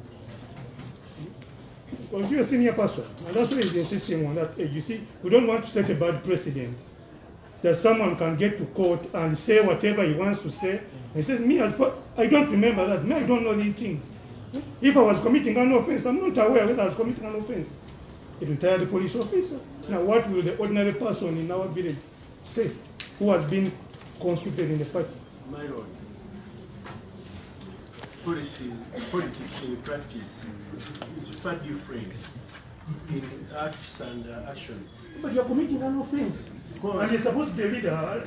If your party goes through, what could have, and you become a prime minister or a vice president? My lord, what could have prompted that kind of thing is that we had negotiated with a team, another political team on the other side, and they were supposed to facilitate us with the little money that to delegates in the form of lunch, tea break, and the others, and then we were supposed to pay them a transport fund. But by the time we reached on that big day of the project, of that meeting, that is conference, our friends of the other party did not honor their promises. Now, that pushed you to forge? That pushed us to sit. So we rather commit offenses, but we have to get it through. No, because we had already notified the Electoral Commission, they are not saying the other documents. No. Now, what we did was to sit of the particular meeting. We knew what the content of the medicine would be. We knew what our intention we intended with that particular meeting. So we wrote minutes. Not really that we were committing an offense, but we are bridging a gap. But the law allows you to bridge the gap. I think, my lord, the question is, was he submitting returns that he knew to be false? Simple as that. Whether he knew the law is a different matter. As you submitted these returns, did you know they were false? There's no. Did you know they were false? I didn't know. I didn't know because when we presented the documents to the Electoral Commission, they honored them. They accepted them. Okay. So so they believe. Was the Electoral Commission wrong in believing you, a person who had run a political party for 16 years? They were not wrong. They were not wrong in believing you. Good. Do you also agree with me that when a political party is registered, it is a public entity? Yes or no?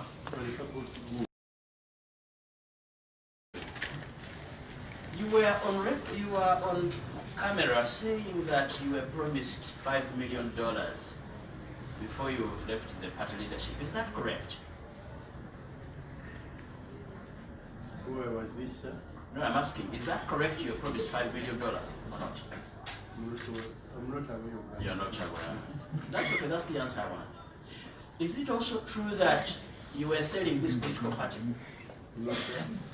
You were not selling it. Political parties are never sold. Are never sold. And there is no supermarket in Kampala. In fact, that the political party can be sold. That's correct. In any case, maybe you may want to ask from those politics over what, whether you think they're voting a political party.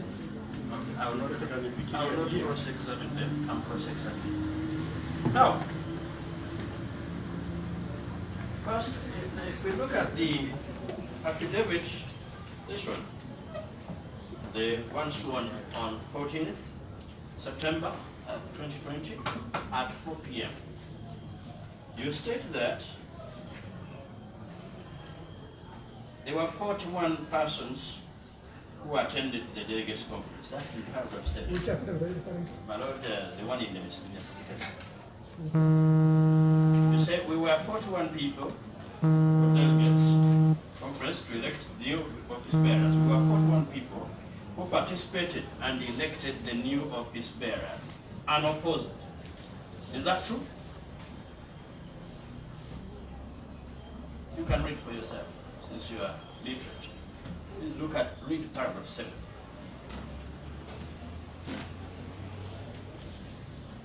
And loud. In preparation for the 2021 elections in July 2020, we held another meeting at Wakisho Gardens Hotel, Kakiri, where we chose new office bearers for the NAP party. And I, my Secretary General called Simba Paulo Kagombe, handed over office to the new executive.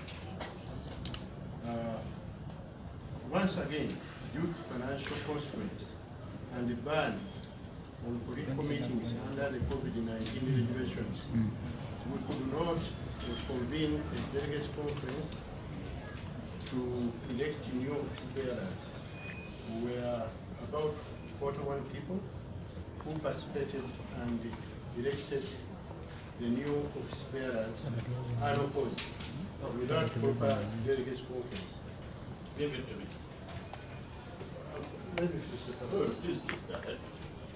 We did all this in good faith and for the good of the party intended to keep the party alive. Give it to me. This is the affidavit which was prepared by your lawyers, Barunji and who? Baingana. And that was 14th September 2020. Yes. Now look at this one of 17th September 2020. Is that your affidavit also?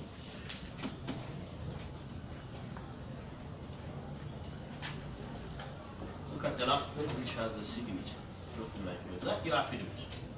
Is that your signature, sir? Yes, sir. Dated when?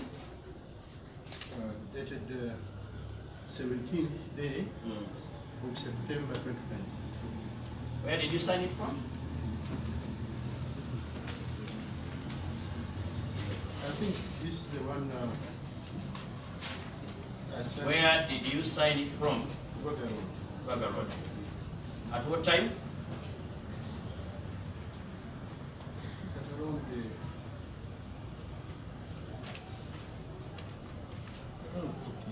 Around 4 p.m. Good. Let me show you the paragraph I want you to read for court.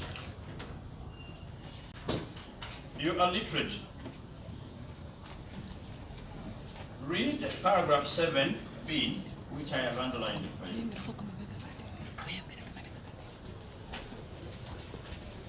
The resolution and minutes of the extraordinary delegates conference at Kakiri on 14th July 2020 are not true, as such meeting did not take place. We sat as only 9 people and decided to rubber stamp the 3rd to 9th respondents as the new office bearers. Okay.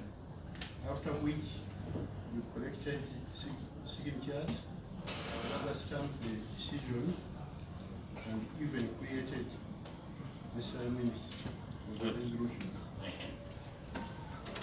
From 41 to 9, which of the 2 statements is correct?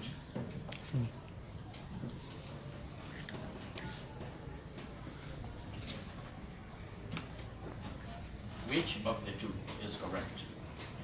At least these affidavits are not drafted by Lukwago and Company. Different lawyers. So, are they both your lawyers? No.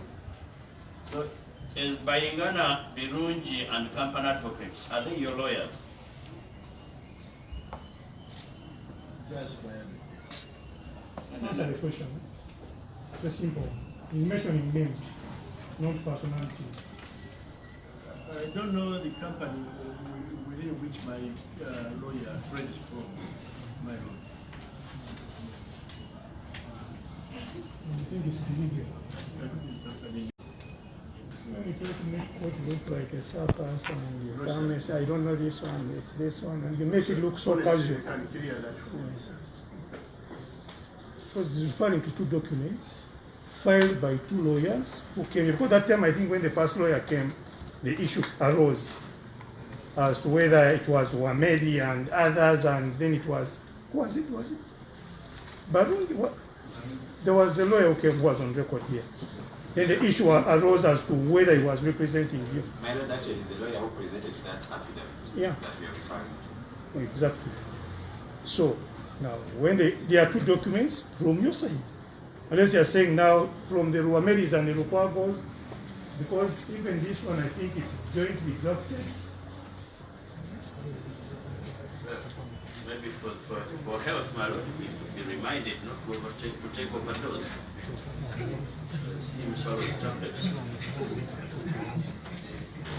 I still need him, my lord. I don't want you to disappear before I finish with him. Okay, Mr. Kibalama, who is your lawyer? Tell me. Tell court. Who is your lawyer? What by name? What is the name of your lawyer? No. Through the microphone. My lawyer is seated on your right-hand side in the 4th. He is called who? Yes, sir. He is called who?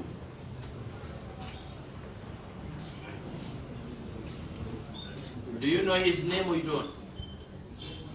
You called him Biamkama. I don't recall his name. How did you get to know him? Through a friend of mine. Which friend? Called Prosper. The friend called Prosper. The one who introduced you. Yes, sir. When was your first time meeting him?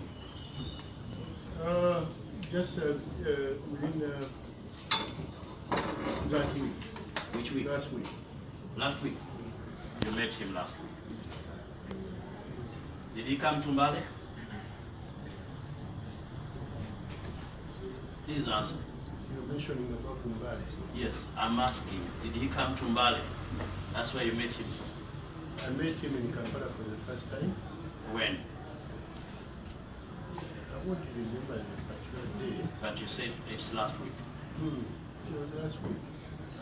Could be Tuesday or Monday.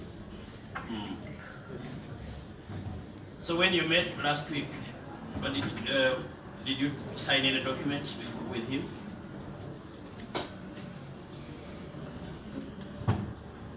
No, I didn't sign any.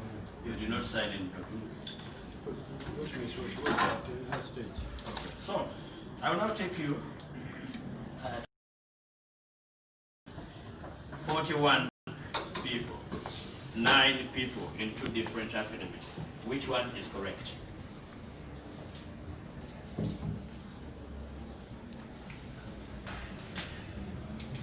I think the time is 12 o'clock. The affidavit containing 9 people is the correct one. The one of 41 is the correct one. Nine. The one of 9. Says 9. The one of 9. Okay. I will show you some document here. Please look at this document. What's the document? My Lord, I'm going to introduce it after your presence. Does that document bear your signature? It does. It does. And what is the second signature on the document? That's Brother Jojo Dodge. Brother Jojo Dodge. Did you sign it as president of that party then? Yes. And Odoki as what? Secretary General. Now please read it for God to know which document it is. That I read it. Please read. I read the main body. Yes. At second meeting of the Party National Executive Committee, duly held at College Inn Hotel, Wandegeya, on the 3rd November 2005, it was resolved that the quorum of an extraordinary delegates conference be set at 40 delegates, which is the same quorum as that of the ordinary delegates conference. By order of the National Executive Committee, signed by Comrade Moses Kibalama, President Jojo Dodge, Secretary General. Where is the origin of that document? Do you have it?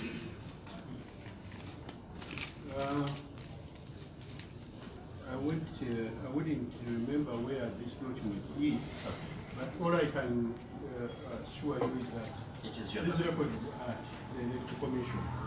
Because while we keep one copy of the document, the rest remains on file. But that is your document. Yes, I did. So the National Executive Committee of your party then, which sat at its second meeting on 3rd November 2005, resolved that the quorum for extraordinary general meetings, delegates conference, be set at 40. Good. Do you know the number of delegates you have in this party? The number of delegates? Yeah. You have more than 394. Since 2005, did you ever convene a meeting of the delegates conference? I think we've ever done that. You did. Did you place this before the delegates conference? This. Yeah, but you... Did you know? Also. Did you or you did not? I did not. I am applying to tender this document owned by the witness through him as part of our evidence. And the reason I'm tendering the photocopy is because we are not in possession of the original.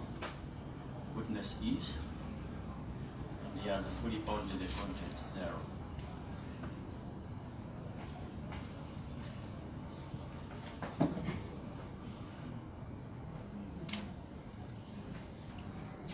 would have no objection. We pray that the same be received and that will be allowed later to make copies for the entire paper.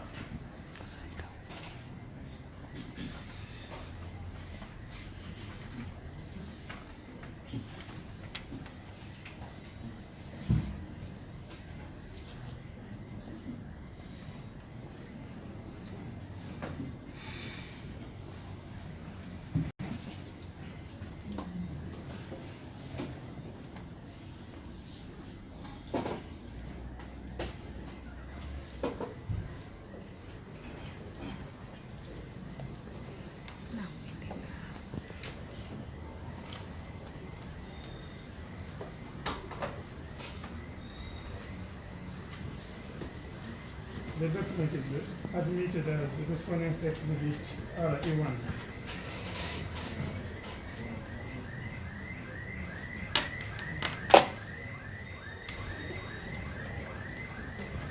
Thank you, my lord. Mr. Kibalama.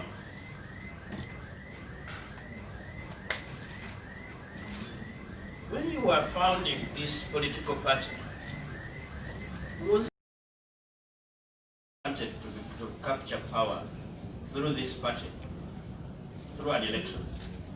That's the purpose of all political parties. I am asking about yours. Yes. Is it still your vision?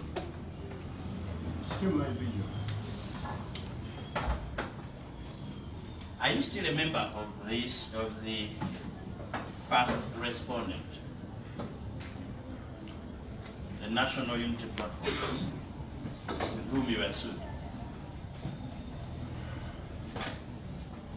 I'm still a member. Because You're a I'm member. subscribed. I don't want the reason. I've taken your answer at face value this time. Who is your party president?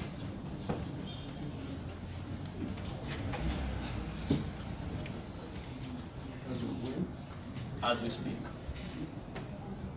Currently, the party is being led by Chairman Robert Clinton. Sir,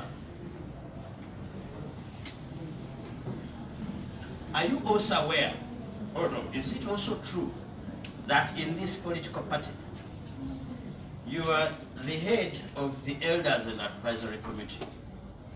No, I'm not aware. You are not aware. But you said it at a press conference. Do you want to look at the video? Did you say it at a press conference? Remind me. Yes, you said it at a press conference. That you gave the party to young people to lead it, and that you were leading the elders in the party. Do you now remember? Do you trust your memory? I trust my memory. It's not anywhere in the written form that I'm the leader or whatever representative. Is it somewhere in an unwritten form? No. Have you ever sat at a press conference with Robert Kyagulanyi Ssentamu? Where? In Kampala. I remember one time at Kamwaki. At Kamwaki. What did you state at that press conference?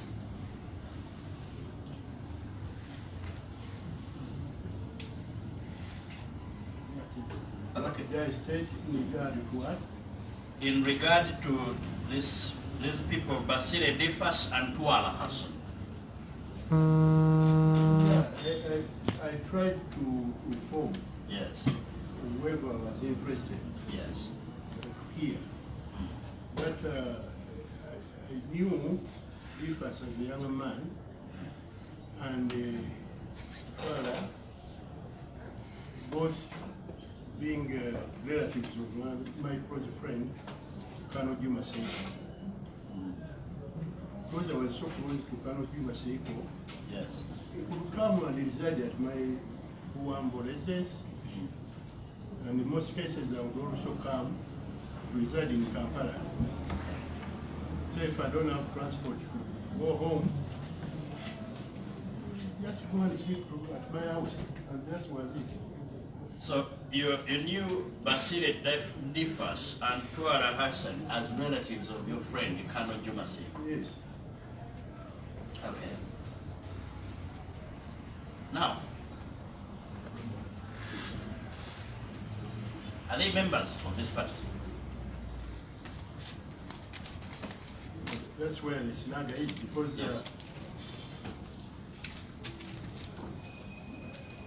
out of practice. Yes. I delegated these two boys to come at this farewell hotel in 2005 to represent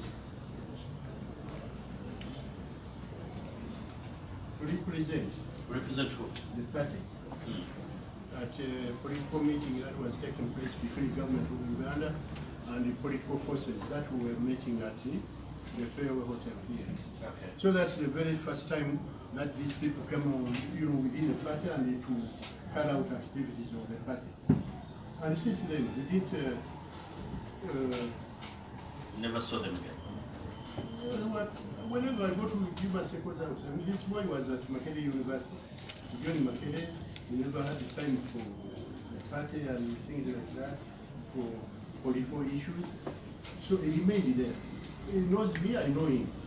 But it was such a friendly kind of basis that Basile is the one who used to cater for me when I'm at the residence. Juma Seko. Because they cook for you, they do this kind of stuff. So I chose him and said, you will go to represent us in this capacity. And did in 2005, Basile and his uncle, former ambassador of Uganda to Russia, Mr. Sam Sakadia, who passed on, he presented us at the farewell meeting. Not as because if you say whether it's a member of the party, you are not aware or not. Okay, this case was filed on 24th August 2020. Have you since then a discussion with Colonel Juma Seko? On phone. Was it on phone? Okay. Did you discuss the case filed by his relatives against you? Well, my concern to him as a friend is that Juma, why should you have done that for our relatives without necessarily first informing me or meeting over and discussing issues and we agree. So that was just concern. What was his response? Well, there are issues that he mentioned to me. What did he say? You are now in court. Just to remind you. Well, he said they don't know the reason why the boys were behaving in such a manner. That's what he said. I don't know why those boys behaved in such a manner, because even I, as their uncle, I was never informed at all. You have never met him since then? I've never met him since then. Okay. When you were being cross-examined by Mr. Eric Sabiti, you mentioned the circumstances which led you to where you are. One of them was being sidelined by the new leadership of the party. What? Sorry, you're shaking your head in disapproval? Yes, indeed. Whether I'm certified or discertified about this office, holding the second office or the other, it's not my concern either. Let it go down in my own feelings that I'm angry because I don't have a position. Yes, you said that's one of the reasons, but then what could be the other reasons or the circumstances that would have led you to this? Mr. Segona, I hear you. Yes. I don't understand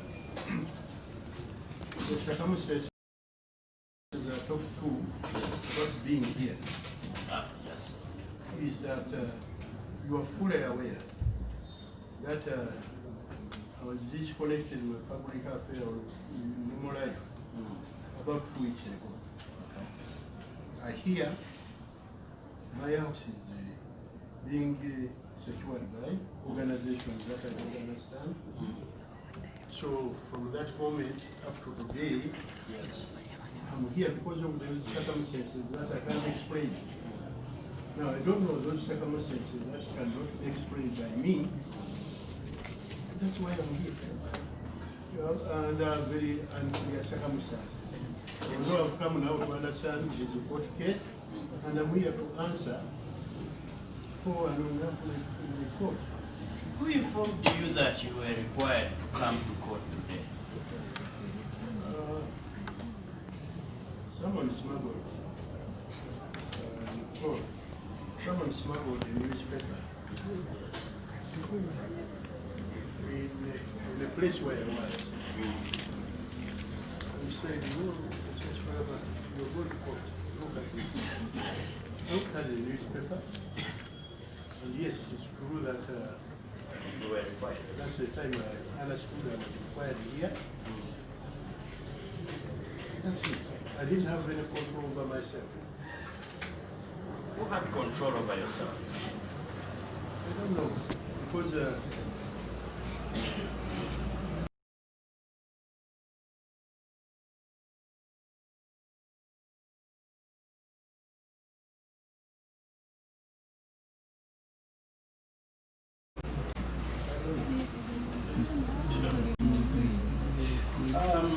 you were also filmed saying that the leadership of the National Unity Platform reached their agreement with you. Were you expressing your mind freely, or you had some other form of circumstances that you cannot explain?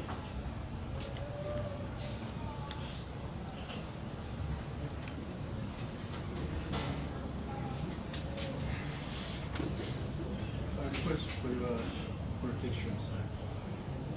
He's asking me whether that trip was under duress or whatever means you were going to this. So the challenge is if he had not sworn contradictory affidavits and maybe appeared for cross-examination, there would have been a civil way of doing it. So you come here and testify and say, no, I think these are the circumstances. But sometimes when you invite yourself into throwing different documents now, Mr. Sebuna, you could rephrase the question. Yes, my lord, I'm making as much restraint as possible professionally, but this is the witness who is before you, and if he needs your protection, he will have to state it. May I ask you, is there any way you would like court to assist you out of the circumstances where you are?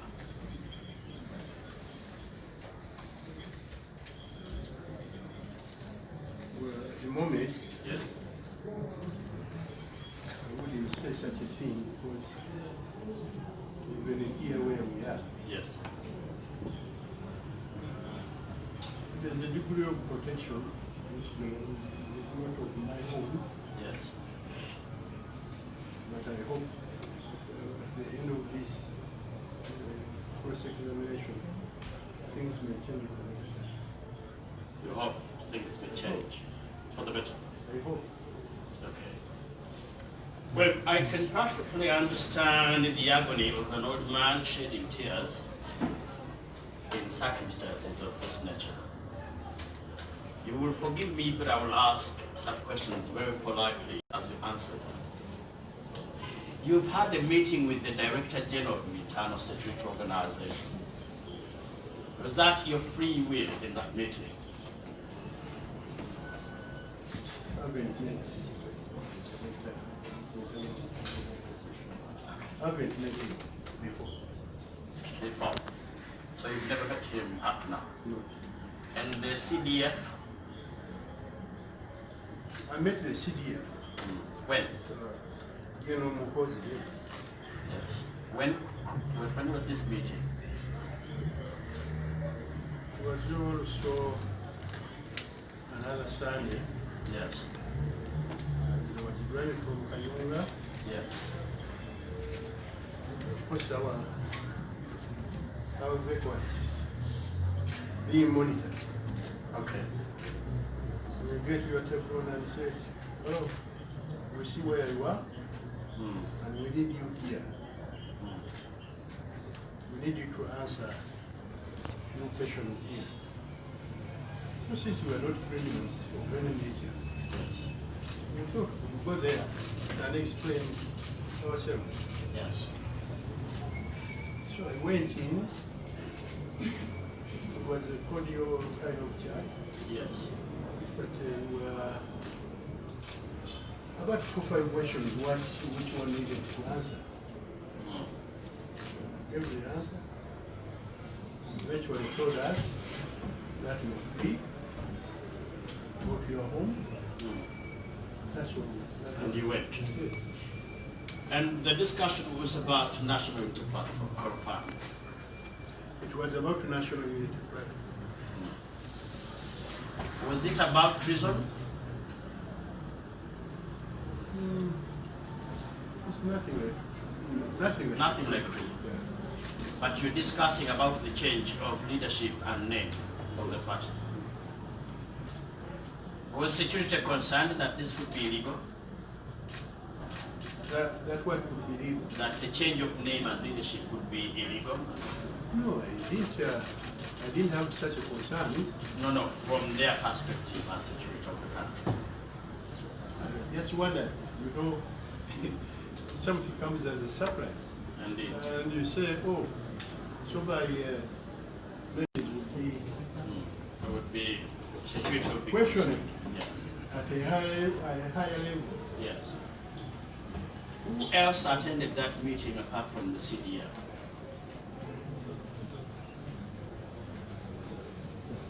My Lord, I request that don't answer that question. Give another question. I can drop it, and I understand the circumstances. Have you since met the President of the Republic? Never. So when you left the CDF's office, you proceeded home, right? I went home. You went home. Until when? I think I met the CDF on Sunday. Yes. But Tuesday. Yes. I was driving from home. Yes. That's when I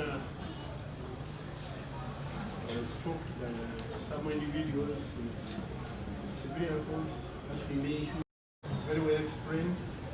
The issues related to this party again. It's an election party.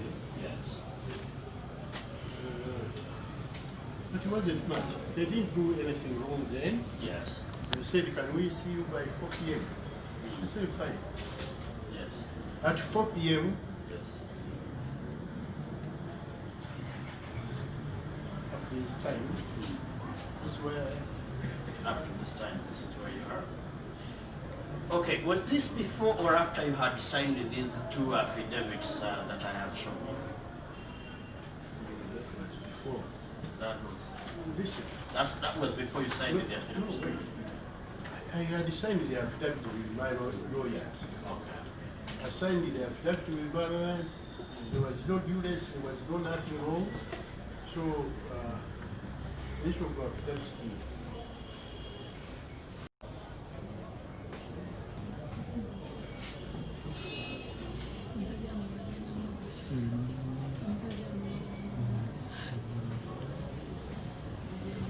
Did you used to issue political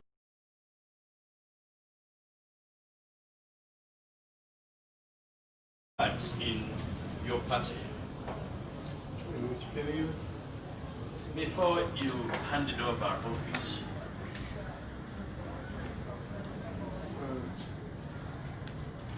Our party never issued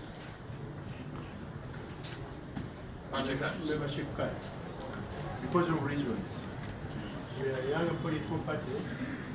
We do not funding from anywhere. Now, bringing in people by way of giving cards. These people will turn around maybe a year or 2 so, and put false claims of such. So we are avoiding to issue party cards. You have answered my question. When you look at this supplementary affidavit of yours, and in particular, read paragraph 9.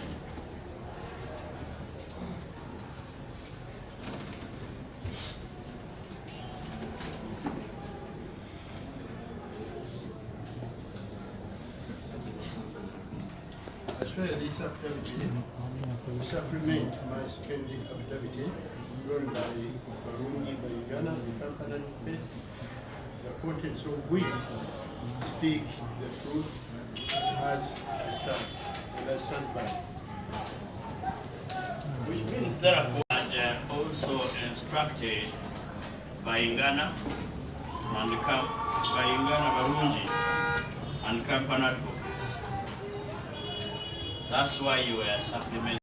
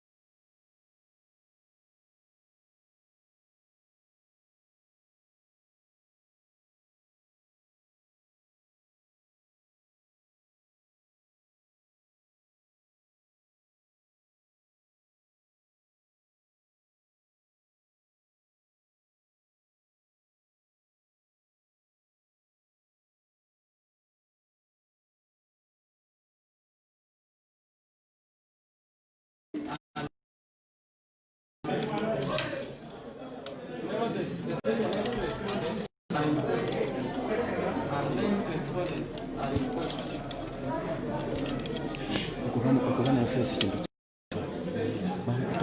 I have been informed, I have received a confirmation for the 10th respondent. Malord is delayed, but is on his way. Malord respondent is represented by its party president, who is also the third respondent, therefore court, and so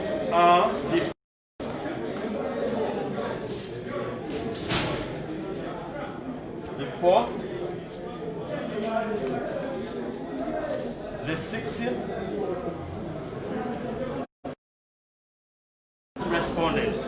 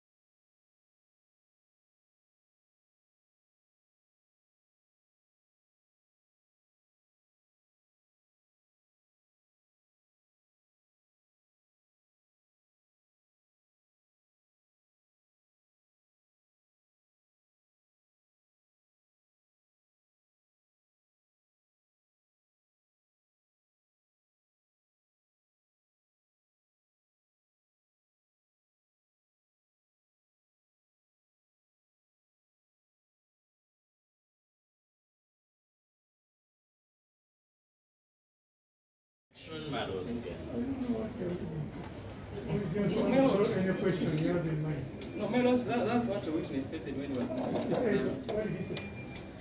He said, my lord, since 2005, they had planned several delegates conferences. Then I'm saying, so what do you want? At that time. So what do you want? What arranges out to that? Who is participating in those delegates conferences? No, don't get there. Ask another question.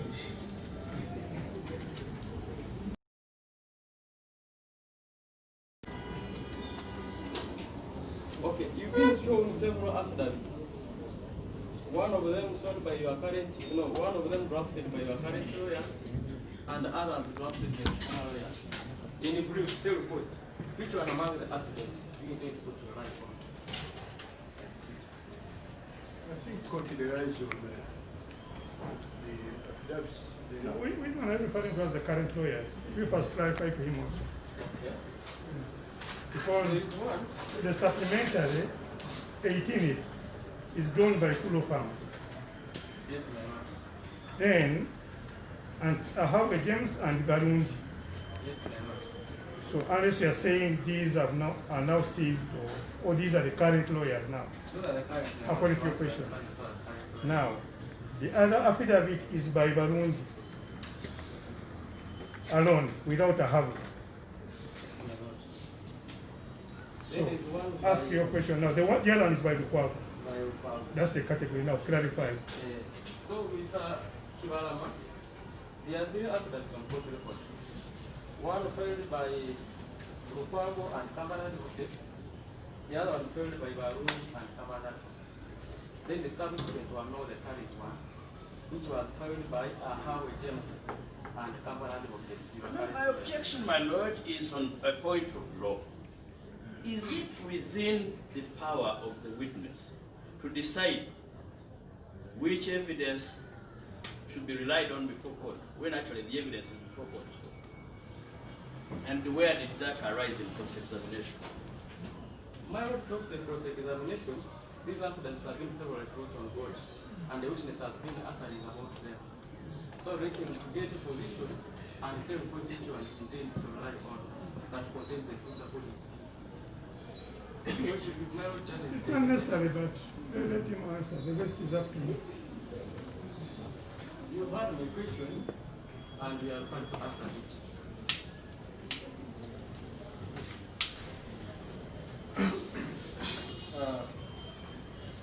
I will rely on the two affidavits from the companies that you just mentioned, and I wouldn't rely on the affidavit of the company advocates. For I don't know that company, I don't know how they came to do that. There was a client of Mary and company for the last 14 years. And he said he did it jointly with the report. Mary, because in the beginning of this affidavit, it says Moses Nkonge Kibalama, care of MS Lukwago and company advocates, then MS Wameri and company advocates, then MS Pace advocates, and Muwada and company advocates, and MS Chiwanuka Kanyago and company advocates. My lord, that's where I don't want to indulge myself in the administration of this case, of this matter before court. But Wameri was a lawyer for the party. No. He's been a lawyer. He has been your lawyer. In other circumstances. Yes, now for the last 12 years. in this matter he came in all capacity for the party yourself and. Wameri is just a friend, as I know.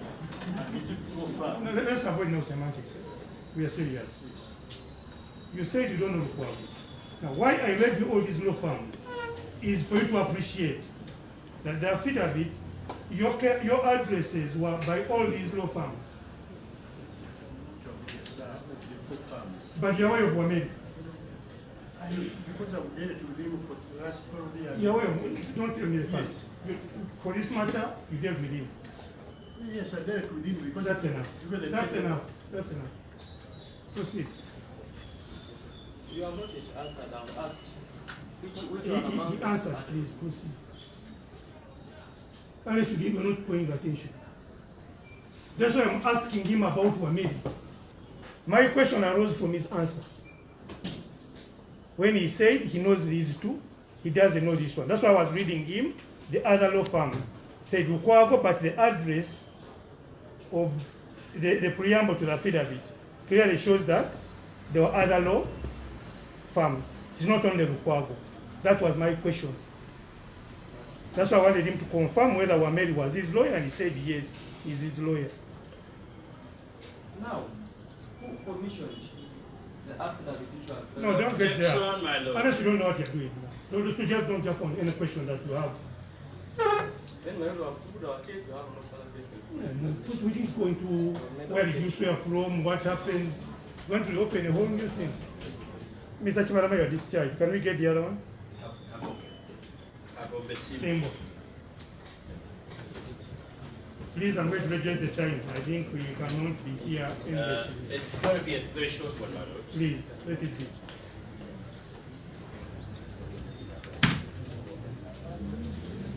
Officer, call that other witness.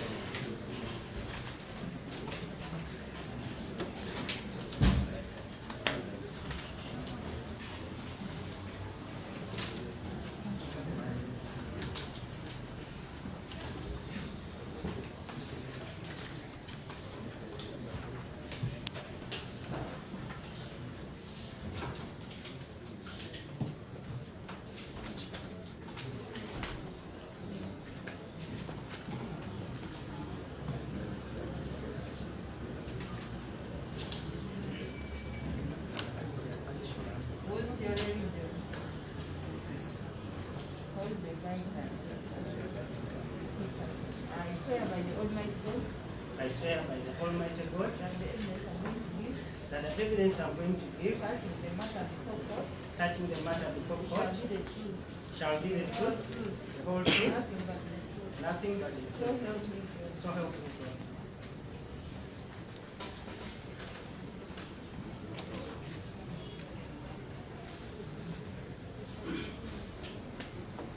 Yes, Mr. Singapore.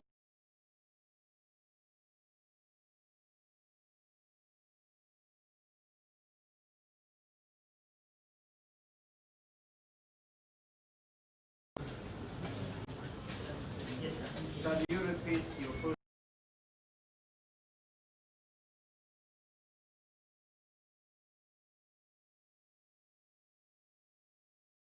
affidavits that you're relying on? Are they two or?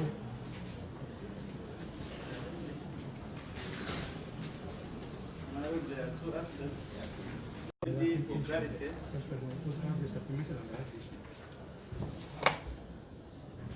For clarity, my lord, the one of was given by Baruni, Bingana, and four advocates.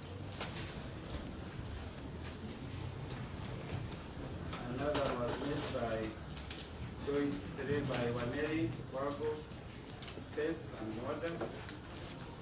And the other one was made by a joint farm of Hegogen, advocates, together with Baruni, Bingana.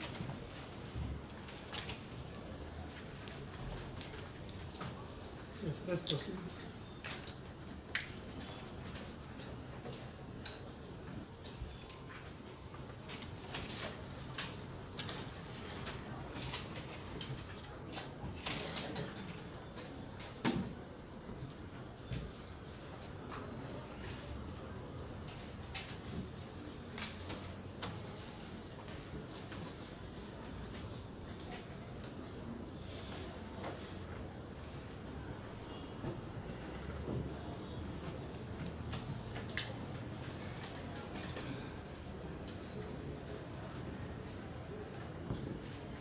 Yes.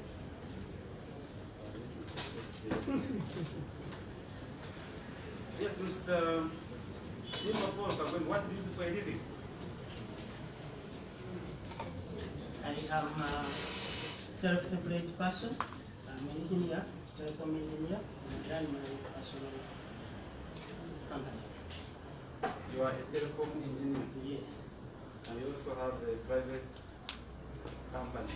Yes. What is your role in National Unity Party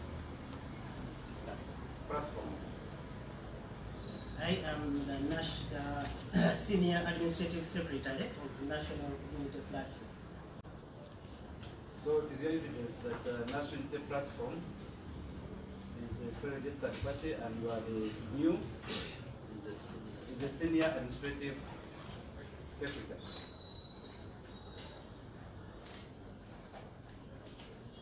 Your position, yes, is in the National Unity Platform. Yes. And that is your position. Yes. And I believe you are the current administrative secretary for that. I agree. I've also been told that you also had another position before you changed the party name. What was your position? I was a Deputy Secretary General for some period and then elected Secretary General towards that was in January. So you were you rose in 2 ranks. Yes. In the former, in the same party. Yes. There are 3 affidavits, all born by you for this one I report. I am certain of the 3 affidavits.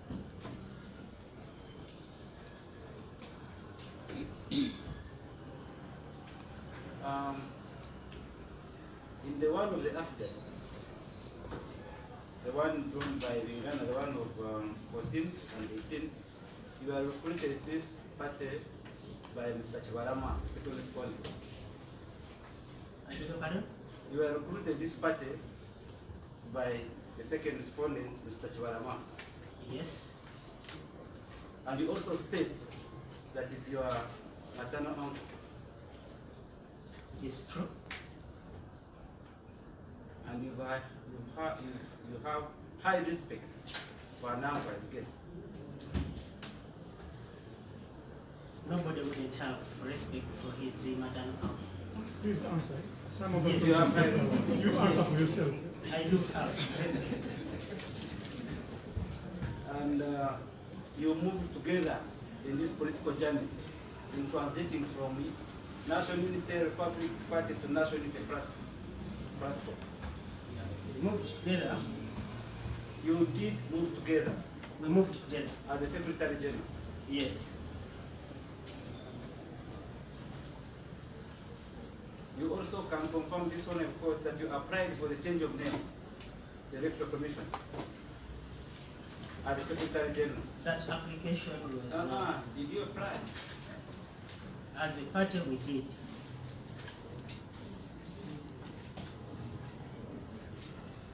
And your application was successful, the Electoral Commission.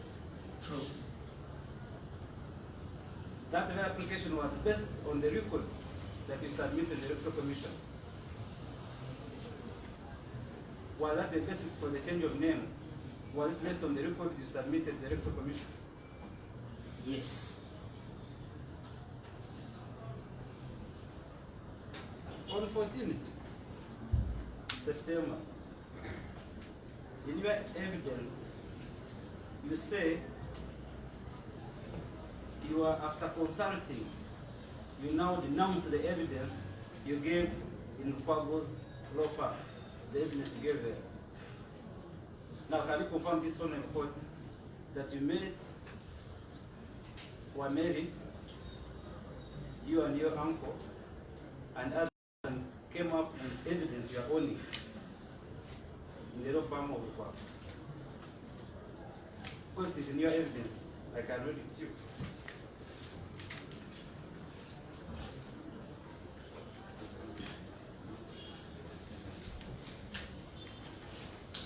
You want me to read it for you?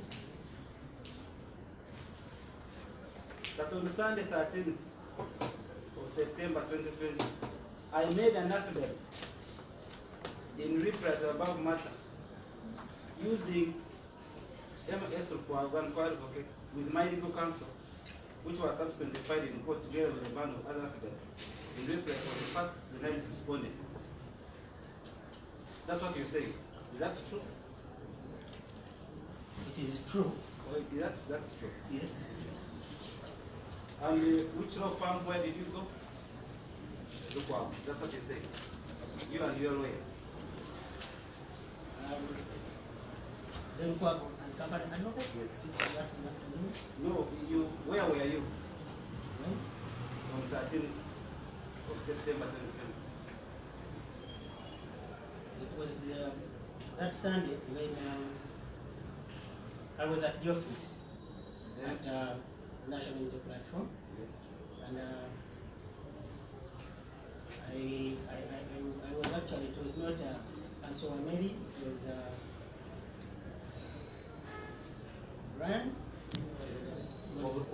Brian Kwago, whom I sat with, and we came up with that affidavit.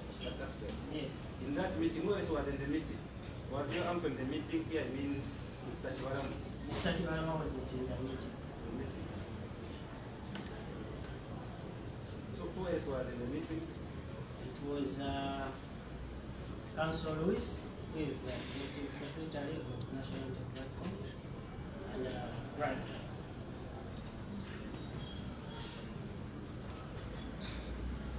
Now,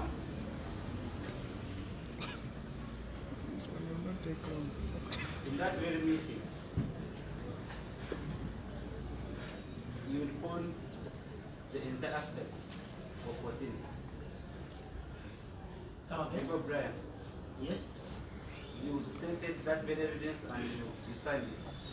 Yeah, but of course it was no, you yes, signed it. Yes. Now,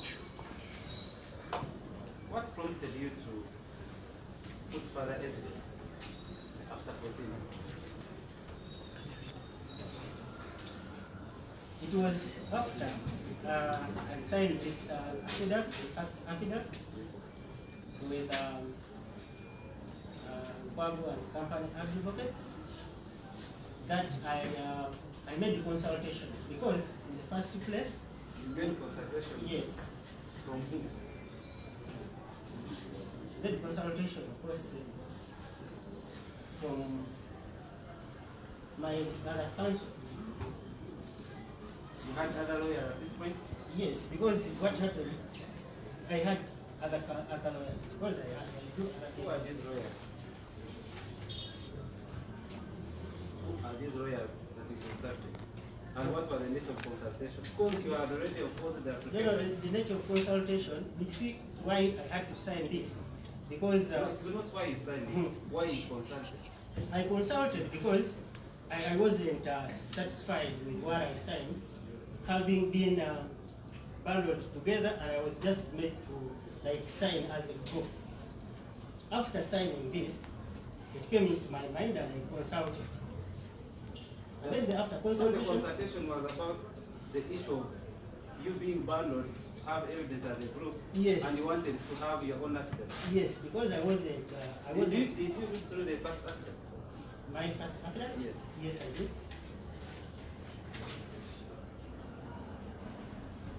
And what you stated there, you believed was true. That very affidavit. At that point. This is why I wanted to give that clarity to you. Why I consulted and came up with the second affidavit. No, when you were signing this evidence, this affidavit. Having been as a group, and I was not given the main sheet to read through, but you are not I signed a group. as a group. You are not a group. You had only Brian Kwago and some other party person. So you only three. Was that a group? When I looked at the main shoot where I was the ninth respondent. No, in the very time when you was taking the evidence, were you a group? No, I wasn't a group. So what you're writing, what was read over to you, you believe it was the true facts of what happened? Yes. Before you consulted? Yes. Now, it means when you consulted, there was change of position. True. Did you carry together with the evidence you made at Kwago to the new lawyers? Did you carry your evidence, your affidavit, the new lawyers? And you... I wasn't given a copy from the previous law firm that I signed with the first affidavit, so I didn't carry the evidence that I signed the first. So the new lawyers prepared evidence and gave it to sign? Yes. So you found it prepared?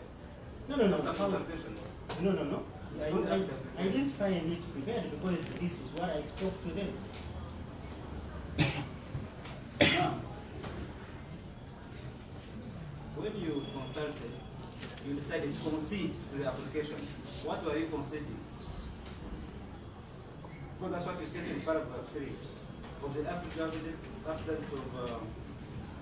of Aheva James and Barundi. You said after consulting, you decided to concede to the application. What motivated you into conceding? What motivated me in conceding was the truth that I had to speak out. What was this truth that you want God to listen to? And what was the lie? Having been in that position as Deputy Secretary General and Interim Secretary General of the National Unity Reconciliation and Development Party, I was reached out by the then party president, that is Mr. Kibalama, and he told me there was a concern by Honorable Kibalama, who is also to have a venture with us. I don't know the numerous meetings we had, but he told me we had to have a meeting. So we went to Magere and had a meeting with him. That meeting was Council Luis, Chairman Nyanzi, myself, and Mr. Kibalama.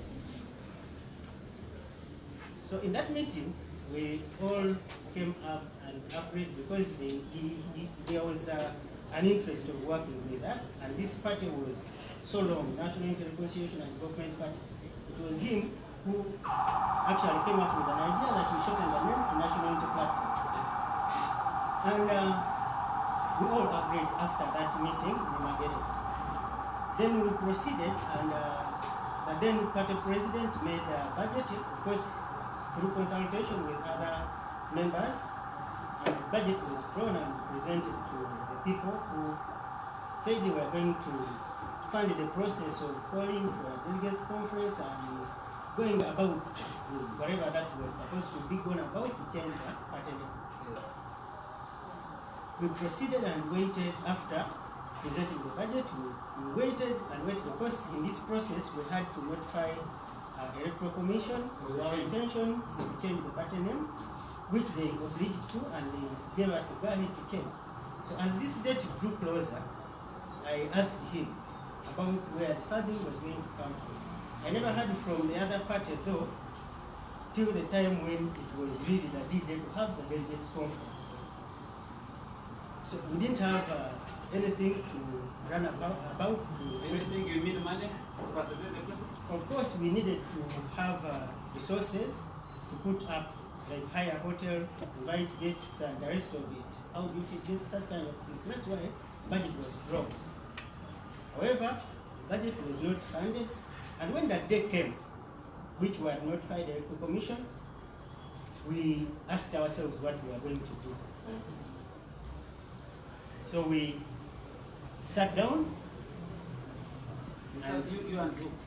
It was me, Mr. President, the then President Kibalama, and we agreed that we don't let this chance go like that. And the chance was transiting the party from National Unity Reconciliation and Development Party to NUP. So at that point, you still had the intention to change the name? Of course, when this was suggested, we all the chance you're talking about. The chance you don't want, that you never wanted to let it go. Yeah, was to change the party name.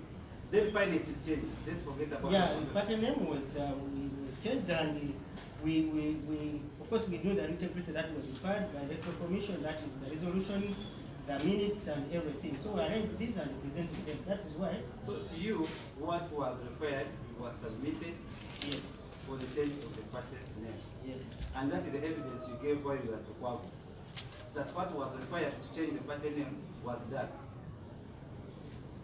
This is the evidence that you gave while at Okwago Farm, that what was required to change the party name. Issue here, we are mixing. No, forget about the issue. Yes. Forget about the issue. My question is very simple. At that point, when you are taking the spot, you are giving a proper account of what transpired for you to be able to change the name. That's what happened. Forget about the budget. That's what you stated in the affidavit report. Can I read this to you? Yeah, you have read that, and I think I've told you I said a second affidavit. Wait, forget about the second affidavit. At that point, you are giving a proper account of what transpired. Yes. Now, when you did the second affidavit and when you are conceding, what was your issue here? What really made you backtrack? And now the issue is about the budget. What I've told we are using it as what I've told this honorable court is that we went through this process, okay, and we changed the name. Not going through. No, I'm doing it as per that. In anticipation that you will be facilitated. So that's why there was a budget. No. We are mixing two things. I don't want us to draw so close to the issue of the budget because it is what could have necessitated the process to be right as it were supposed to be done. However, in the absence of that, we just sat down and made these minutes which we presented to the Electoral Commission, and the Electoral Commission granted the change of the name. This is what I mean to say here. Do you have a problem with that? That you Myself? presented records and based on that the Electoral Commission changed? This is why I had to change from my first statement that I made and thought after consultation. So when did you get to know that actually what you did was wrong? Is it between 14th when you saw an affidavit in Pablo Farm and when you saw another affidavit, that is the time? You are motivated by what? Well, that process, the change of name has been done, you have been elected to a new position. Yes. What were the issues in between? The old lawyers and the new lawyers? The issue here is what you motivate? No, not the issue. Me, I want what changed you to transit from that position, other position. You have mentioned something of having come to the new leadership. Yes. Okay. We agreed on how we are going to be running in the new leadership. Yes. However, things still didn't work the way. Either in the new leadership, what you agreed was not, they never lived up to the promise. That's why you changed? It is so. That's why you changed it? Yes.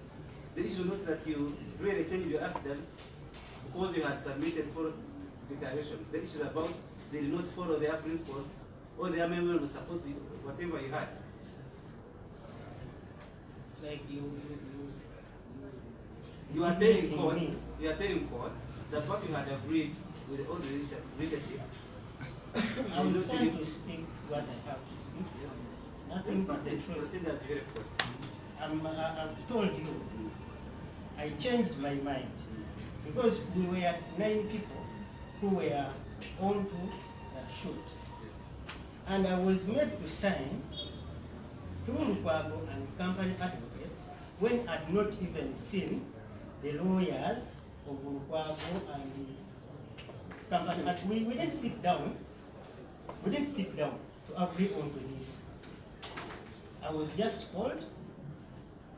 They read me the affidavit and I signed. So I did that. I read it through, but it was hurriedly.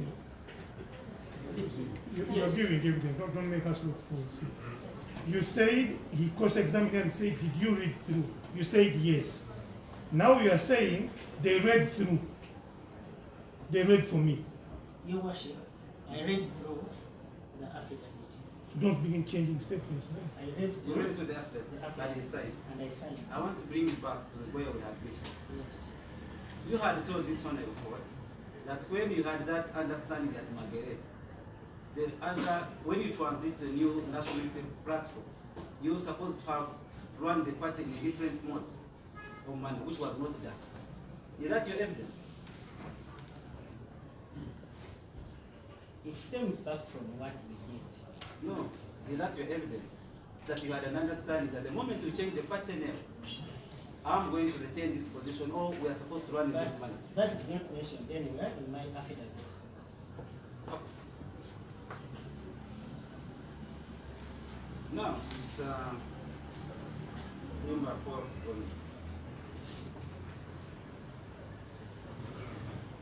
you later proceeded and did another affidavit with another lawyer in the space of 4 days. One with Lingana and another one with this one. And in all these stages, you said you considered the application. What were you conceding to? Because the application said that what we did in changing the party name was wrong. is this the very fact that they're proceeding through?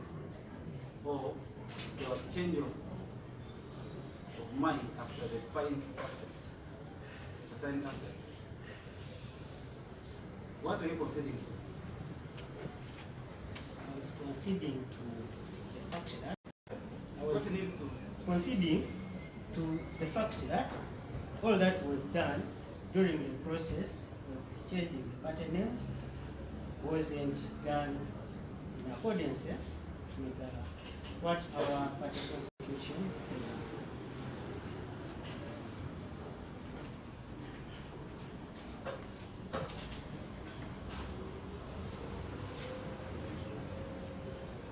So you, and this is basically the minutes or the information you gave the Electoral Commission. Exactly. So what did you do wrong that you want this one court to know in that very process?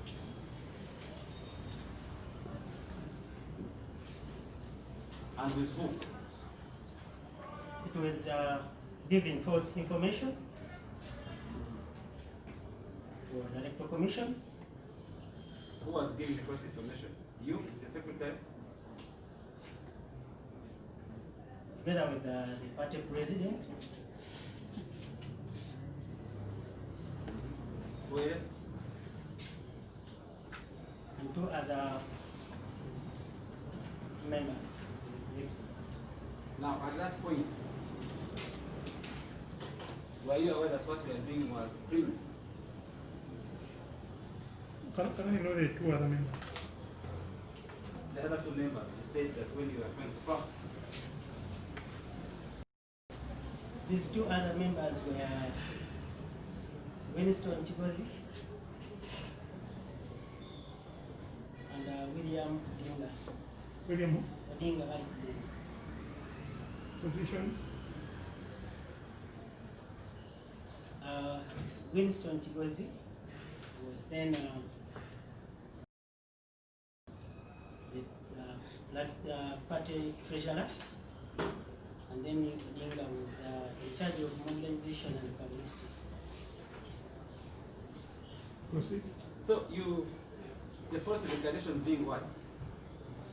The resolutions? I don't know. What were these false declarations, the Electoral Commission? These were the resolutions that were made, the minutes that were filed, and the attendance list of people who didn't actually attend the meeting. So it is evident that all those were falsified.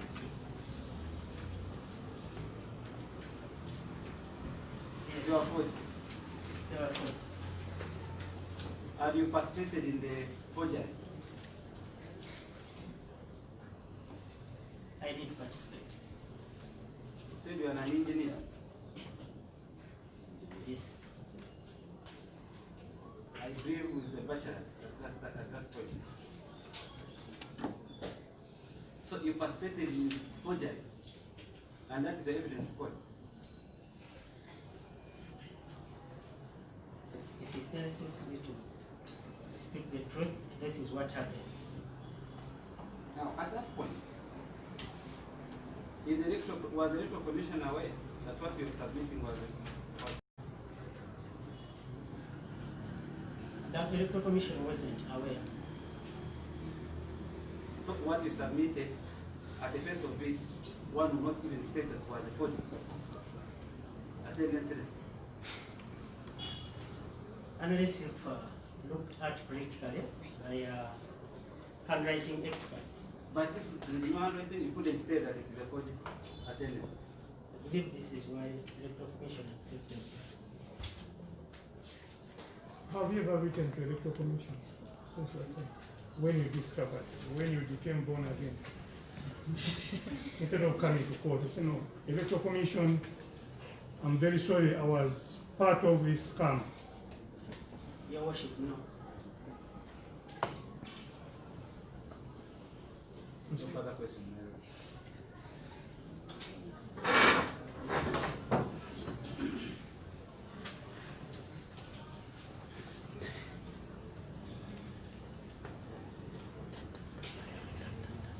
Mr. Simba Paul Kagombe, how old are you? I'm 39 years old.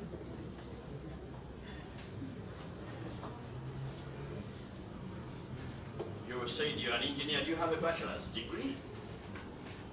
And from where? When?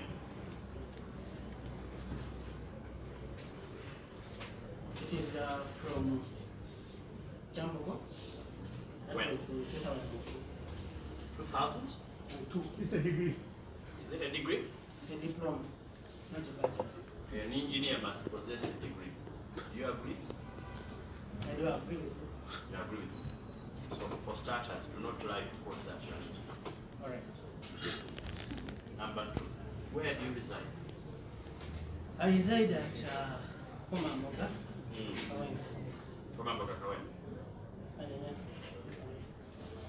Did you come from Komamoga this morning to come to court? Yes. I did come from Komamoga. For the last 2 weeks, have you been with Mr. Kibalama? Have been staying with Mr. Kibalama somewhere other than home? Yes. And that's bad. Under state protection. Yes? I couldn't really tell this, whether it was under state protection. Did you drive your car to Mbale? Or you were taken there by someone? And please do not create stories which are false. No, I The can't court create already stories. has evidence. I can't create stories. Did you drive yourself to Mbale? Or you were taken by someone? We were taken by some. By someone. And that is security. The security of this country.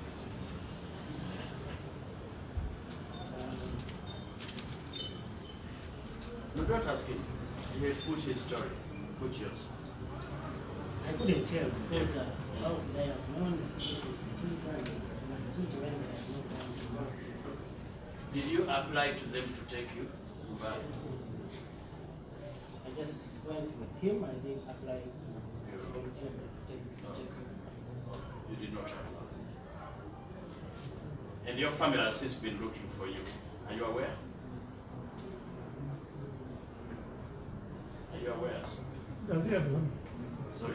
Does he have a family in the first place? I Because have, you may be throwing it to him and not Thank you, my lord. His answer. I have a family. I'm married with 3 children. And my wife is pretty aware of where I have been, and she has not logged in any complaint whatsoever that she's looking for me. But she's not looking for you. I mean, she's at home, and all along she has not told me somebody has gone home looking for me, and she has never asked me that she's looking for me. For those last 2 weeks, have you been working?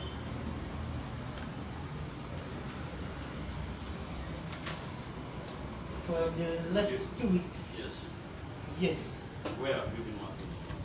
I told you I have a company that works, telecom bills, and I employ people. So it doesn't necessarily mean being physical. Have you reported, have you been to your office for those 2 weeks?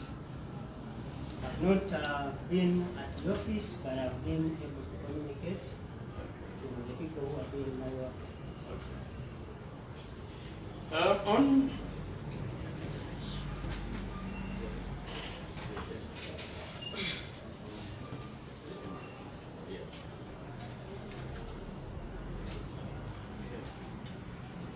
on 14th September 2020, you did swear to affidavits. No, just I'm not very sure. Sorry, I retract, and I'll ask you the question first of all. I want you to look at this particular affidavit,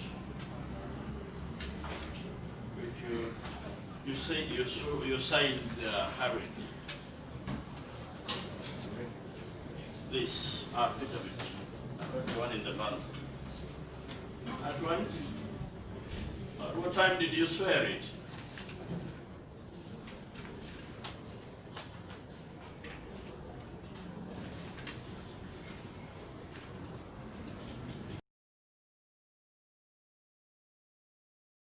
see that?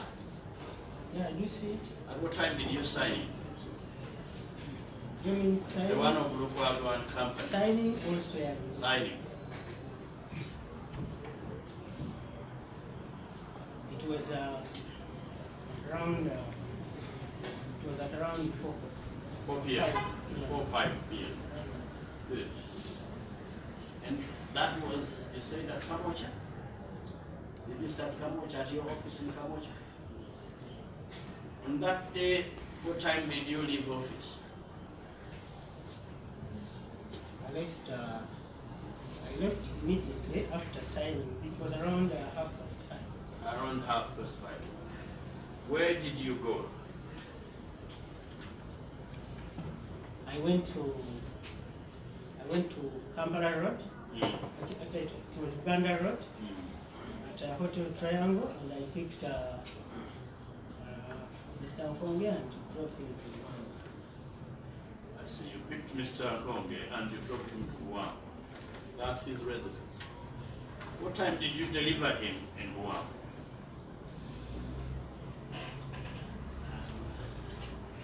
I would drive while making stopovers, so I can't. It was around 8 or something. Around 8. You left him in Guam and went back to Kamau. When did you see him again thereafter? I saw him the following day. Actually, I saw him after 2 days. Okay. You saw him after 2 days. Can you give specific now? Because we shall get lost. Yes, my lord. 14th. So did you see him on 16th?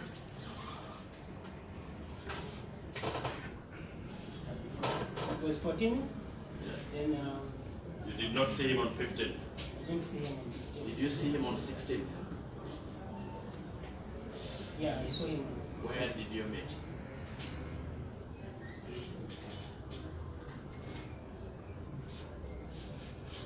I met him in town. Town is big, I even met where him we are at is town. Uganda Road. At Uganda Road, at the same hotel. Not at the hotel, there is an office there.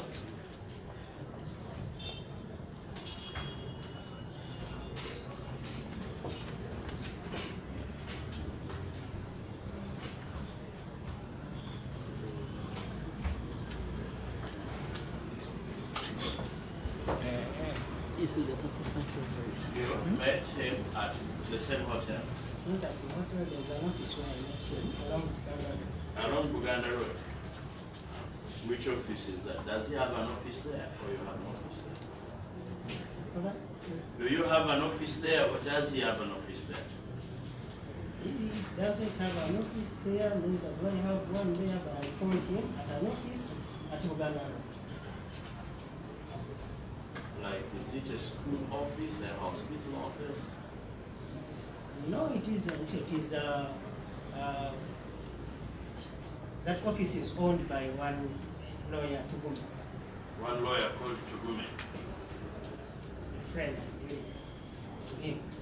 A friend to him. Okay. So what did you transact in that office? Mr. Tugume. Yes. Nothing. Okay. Now, do you know these people calling themselves Barungi, Bayingana and Company advocates? Barungi, Bayingana and Company advocates? Yes. I know them. Where is their office? Their office is located in Fort Portal. Okay. Have you visited them in Fort Portal? I've not visited them. Who do you know in that office in particular? I know Council Hinda. Who? Council Hinda and Council Prosper. And Council who? Prosper. Prosper. Have you had a meeting with them in Fort Portal regarding this case? No. No. Have you ever discussed this case with them? Yes. From where? I discussed this matter after consulting with them at a Nick building, that is In Nick building on the street or in some office? What's in some office? In some office. Whose office was that? That office is for one council George. George Biamkama. Is Mr. George Biamkama in this court? If you look at all of us, I could be that Biamkama. Is he not in this office? Look here at us, the lawyers. Look at the public. Is he here? He isn't. He's not. He's not. No, George Biamkama is not in this court. He has an office at Nick Building. He has an office at Nick Building on the 60th floor. At the 60th floor. How, if he's shown to you, would you be able to point him out? Yes. Had you met him before?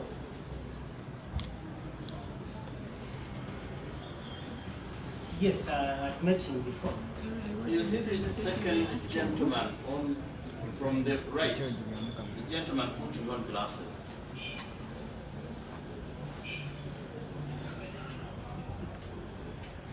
He isn't the one. He's not the one.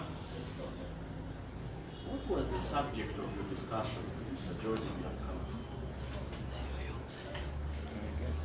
Who is not this one? Actually, it is where I took court from.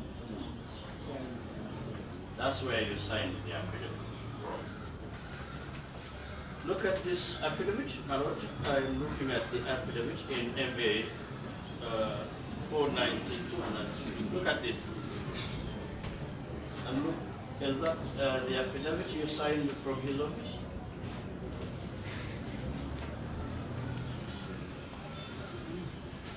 Look at the signature at the back. No trouble. This is my signature. That's your signature. Is that the affidavit you signed to Mr. George Biamkama's office at Nick Building? Let me have a look. Unfortunately, mine is not commissioned. Yeah. Pass it on. Well, my lord, we need transit facilities.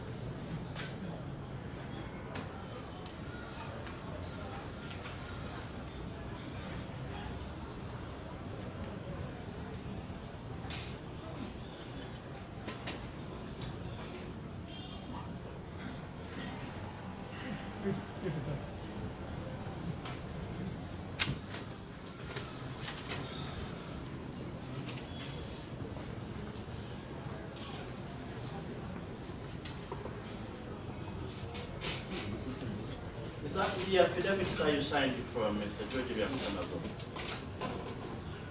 Yes, this was signed. So who attended that meeting?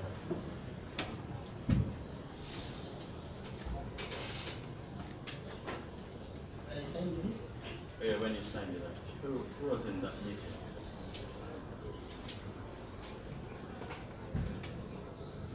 There was George Biamkama. So Yes. there was Council Hinda. Council Hinda And Prosper. and the Council Prosper. Okay.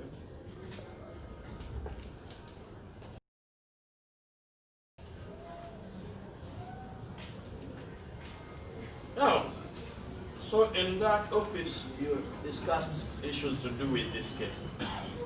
And that is where you changed the earlier position from. Correct? Now, look at the signature that you put on this.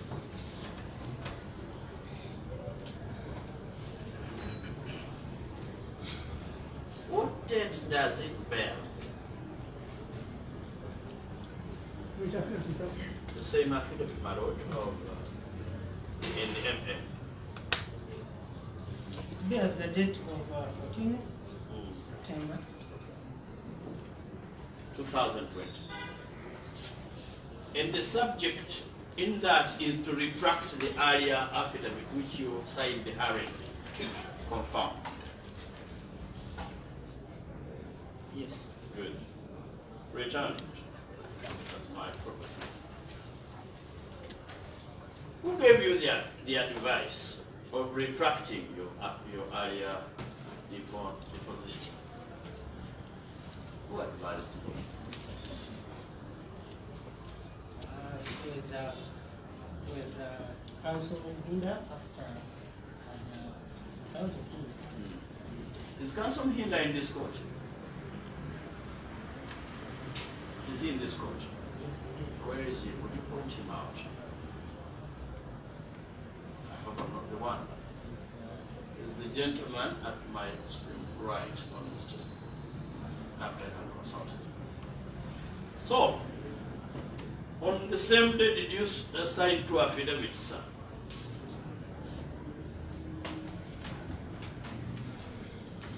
On the same day, I didn't sign affidavits. Good. Thank you. Now, at what time did you sign this affidavit in Biamkama's office? Morning, afternoon, night? It was in the morning hours before 1. Before?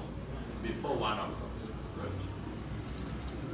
Gentlemen, have you ever heard of something called perjury, which is telling a lie on oath? Yes or no? I've ever had it. Do you know it? I know it. Do you know it's a criminal offense? I know it's a criminal offense. Did you commit perjury? Or are you committing perjury now?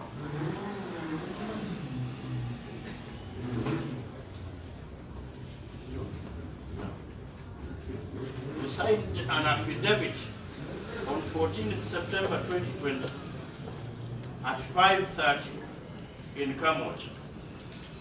You signed an affidavit retracting that one on the same date in the morning. And you're not telling a lie. I beg your pardon? You want to beg my pardon? You had no question. You said you signed at 5. Yes, the same day. This one you signed in the morning before 1 o'clock. And you were retracting one you had not signed. The challenge here. When you have forgotten that you're under oath. The challenge would have been the date because I signed. Maybe it That's why his first question was, did you sign on 14th? You said yes. That's why he took you to the timeline now. What time did you sign which one? He said the other one was about 5:30. No, this one was about 1 o'clock. My own understanding, I didn't sign two affidavits on the same day. This is why. So you're now changing. You know. But the date, what date did you put? What date did you? Give him the real documents. Well, sir, this is the one you signed hurriedly at Kamwacha. This is the one you signed not hurriedly, where you took your time, and after consultation at Nick Building.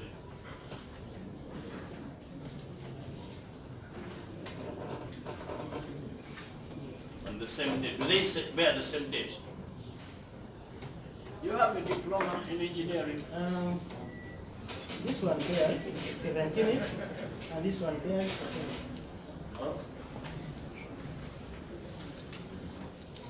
Yeah, oh, sorry. About 14th is sorry.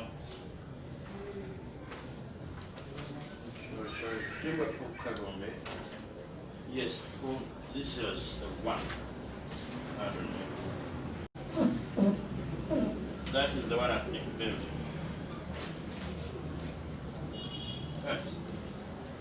Do they bear the same date of 14th September? They do bear the same dates. 14th? of the 14th September. And that was at Nick Building. What I want to clarify on these dates, when I signed the first affidavit, actually I was asked to sign and not put the date. And I didn't put the date myself. I signed, but I didn't put the date. On both of these, the first one which I signed from Kamocha, I was asked not to put the date, which in turn I didn't understand because I was not really so much involved. But the day was 14. You're confirming? This is what I can't really tell you, Honor. The date, I can't really be so specific when it's not me who wrote in my own handwriting the date. But when was it filed in court? You opened the first page of the same.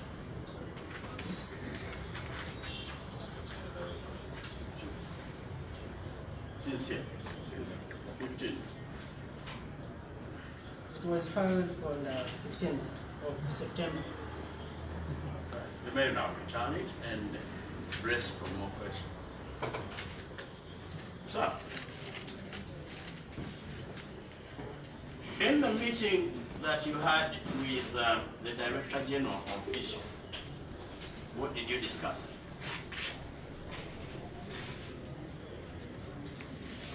In the meeting? Yes. You held with the Director General of Internal Security Organization. What did you discuss? I have not held any meeting with the Director General of ISO. Do you know him? I hear.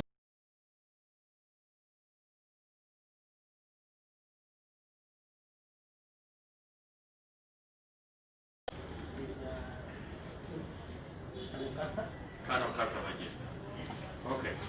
In the other meeting that you had with the CDF, Chief of Defense Forces, at his office, in the presence of Mr. Kibalama, what did you discuss?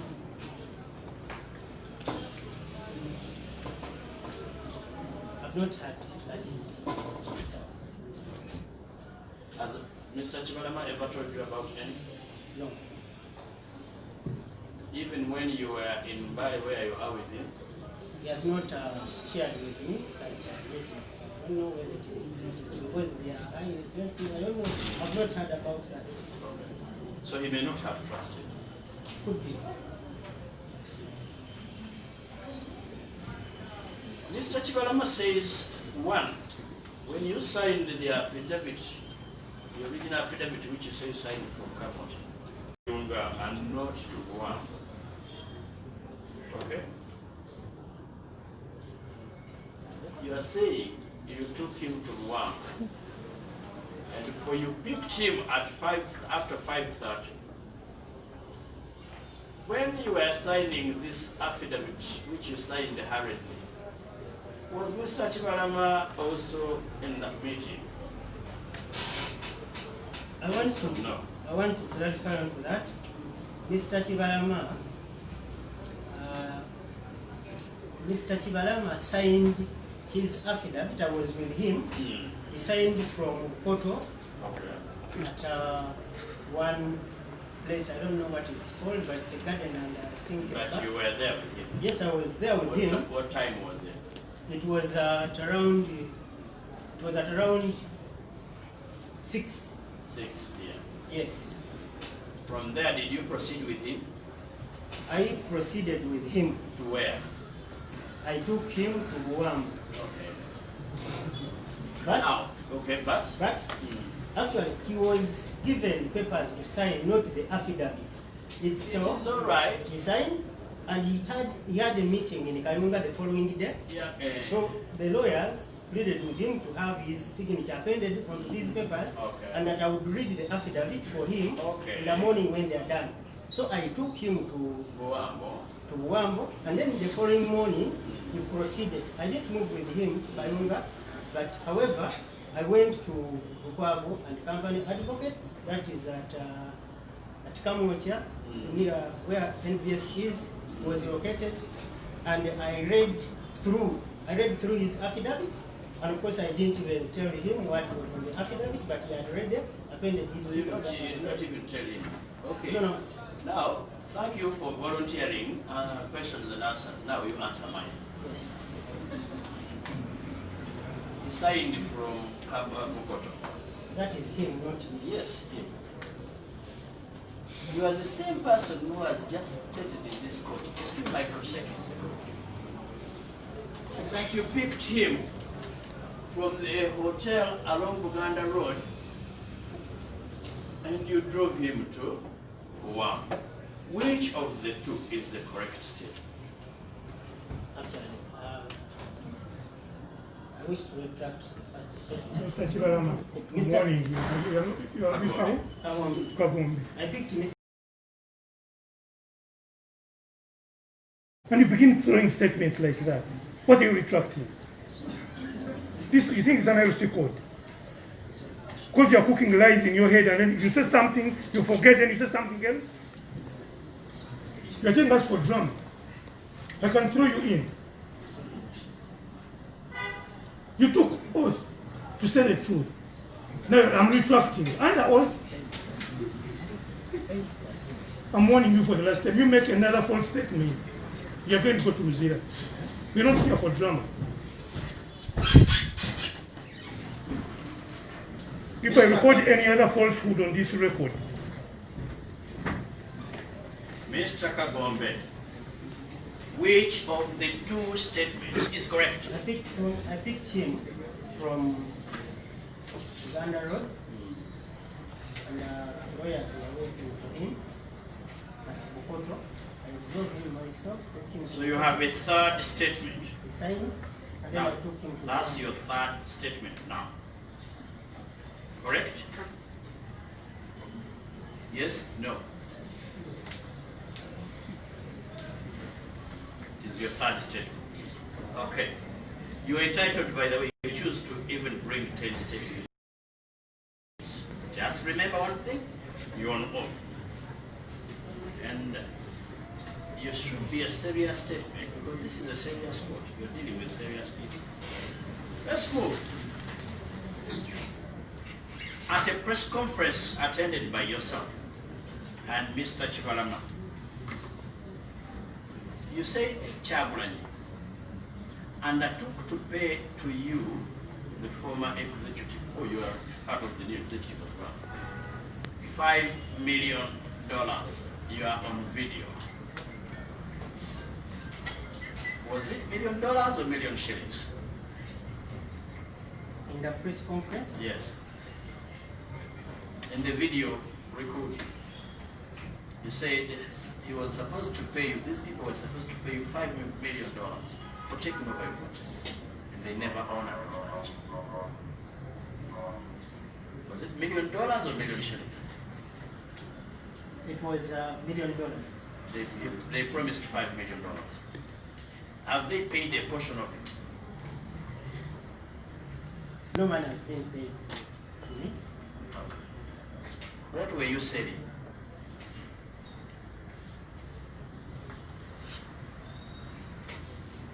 Because we had verbal engagements and gentleman's agreement, yes. This issue just came in as a promise after when things had worked out. And it is not documented anywhere that he said he was going to give us this money. You only said it verbally. It worked out?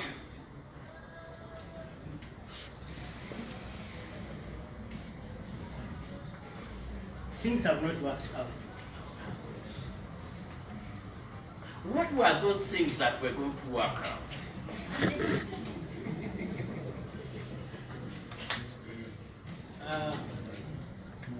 We had a series of meetings before we reached a marriage between National Unity Platform and People Power to form one force. And all that we were always talking about was never documented. But according to how we have moved, there is a big lapse. This is why I mean when I say they have not things. honored. Yes. So therefore things have not worked out. What was supposed to be $5 million? That wasn't put into contractualization because it was basically something The animal that had was, not been slaughtered. yeah, it was discussed extensively between the two principals. Okay. Earlier on, you told this preliminary discussion between people power and Mr. Kibalama. Would you now, and this is the second statement that you were part. You had a series of meetings. So which of the three statements is correct? One, that you were not privy to the original meetings, or that you were... As the principals, yes. They had meetings where I was always not in, but I was also involved at some level in some meetings where I was it was necessary for me to attend. You are an officer of the National Unity Platform, confirmed? True. Have you obtained the $5 million to pay the original party officers? Yes or no? Have I obtained money? $5 million. You as the new executive of the National Unity Platform to pay the original founders of the national... I'm not privy to that information. You're not. You're not. Are you happy with the Chagulanyi and his group for not having honored their bargain of $5 million?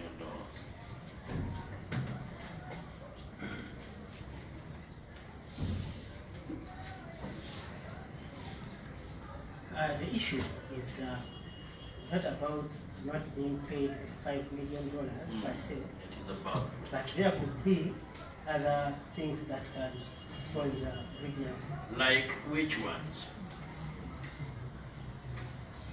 You know, God wants to know them, not who there could be. They must be there, and they're specific. Yeah. From the 14th Yes, sir. July. Would you? No, I have one. We upgraded on to a number of things which have not really put into... Like which ones? Say them. That the previous leadership of National Unity Reconciliation and Development Party, after that assimilation of people power, shall be part of the new formation. Are you part of it? Of the new formation? By virtue of name.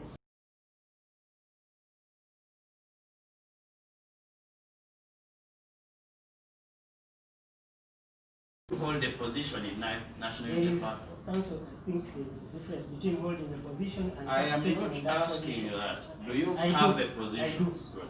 And up to 14th of September 2020, you were in office at Kamboja, correct? Yes. Did you ever go back to that office after 14th? No. On 15th, you did not go back. On 17th, you did not go back. 16th and 17th. Did you go back and they chased you from your office? No, because I wasn't around. And where were you? I've said I was in India. You were in Bali. When did you go to Bali? It was around Okay, and on the 16th, you slept at your home in Komam, correct? 16th, I don't know Komam. What time did you leave? You left on 17th. What time did you leave Kampala from Bali?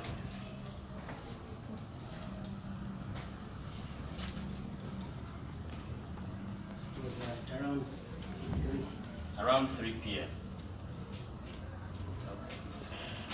Did you drive your vehicle?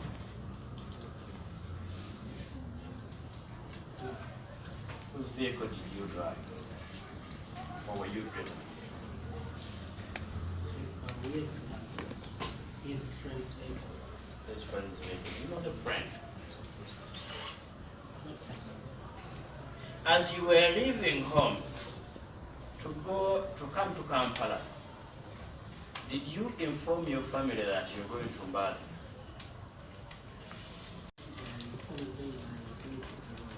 Tororo. To do what?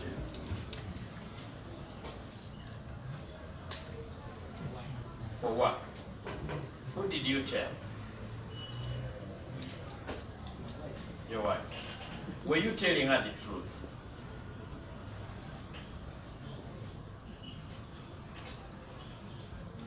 Yes or no? It was. It was not. Did you intend to tell her a lie?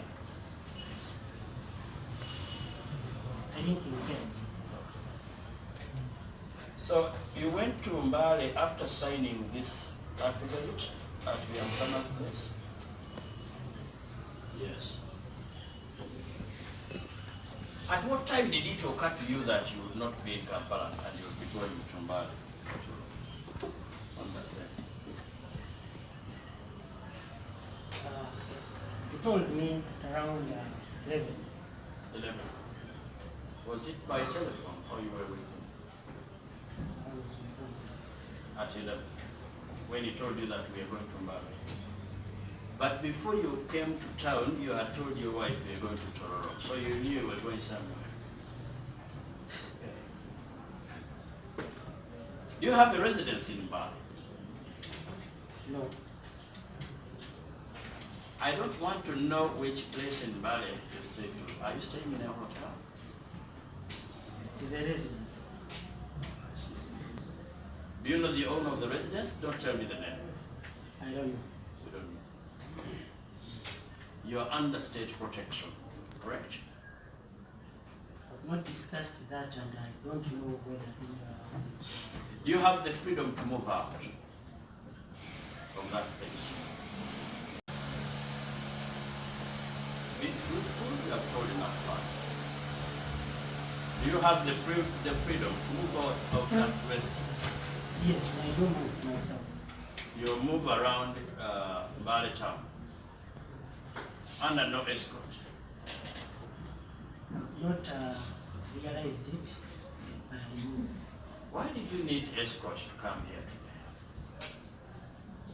I never requested for any escort and I came with a private car, so I was not. Who did you come with in this car? I came with Mr. Kibalama. Do you know what he has told this court or you don't know? I'm not certain. Then tell the truth. Is there a way you need this court to help you?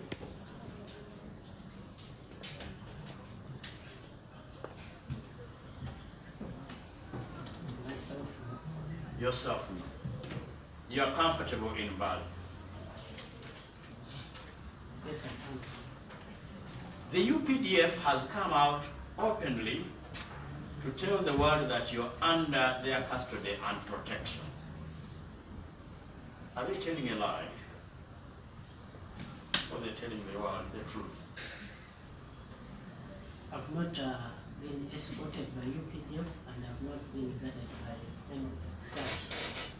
In whose residence are you staying in Mbale? Now that you pay your free money. In whose house are you staying? I'm staying at his friend's residence. He said otherwise. He's on record. Do you know that friend's name? I don't know. You don't know. Are you a free man? Yes, I'm free. The house where you're staying in Mbale. It's the friend's residence. Let's not get them. Thank you, ma'am.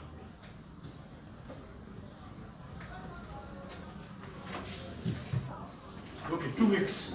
You man, young man, 39 years, you're working for a family. What are you doing in Mbale?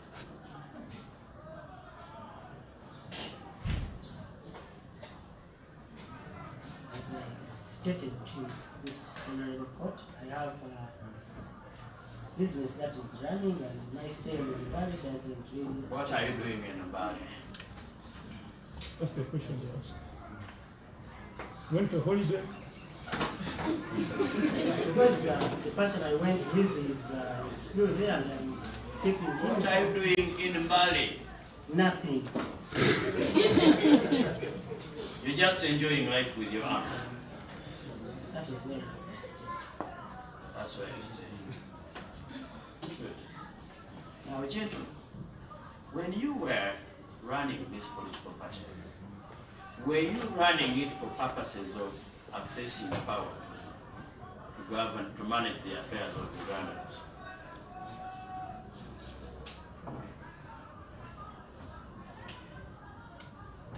Yes. As we speak, is your party making progress in that direction?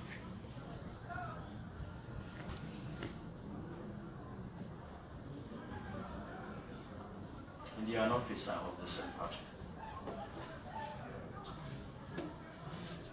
The party is making progress. It's making progress. Are you still a member of this party? Yes, no? I am. Who is your president?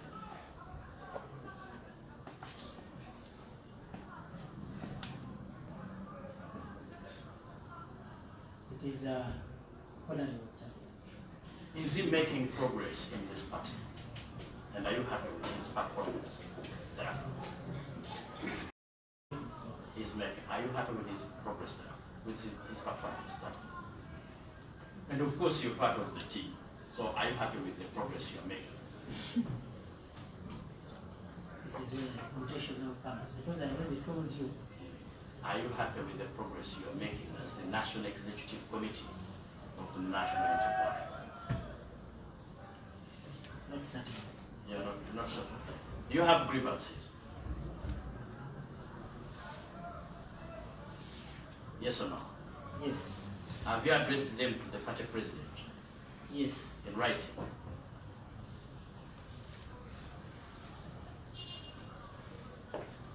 Not in writing. And he has not addressed them. What have they?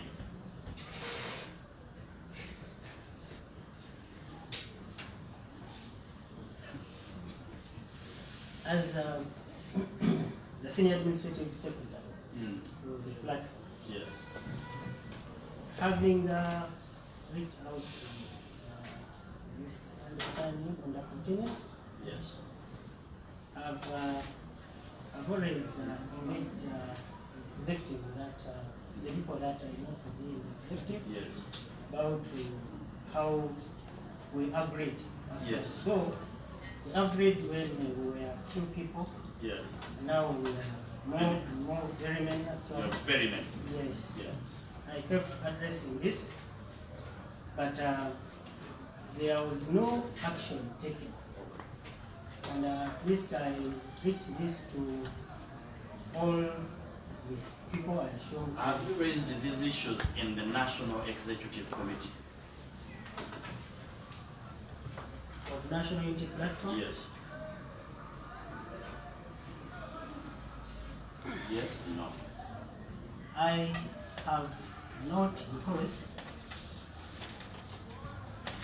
when we came from Kachiri, we had agreed upon a number of things. One of them was to organize for an extraordinary ladies conference where we shall fill up the elective positions. The vacant of the positions. platform. The vacant positions. Yes. And I kept on guiding to have. Which are those positions, by the way, that that have remained vacant? 5 minutes. Okay. 5 minutes. Like which one?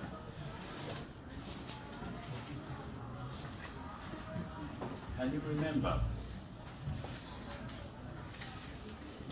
There is the position of National Mobilization Secretary.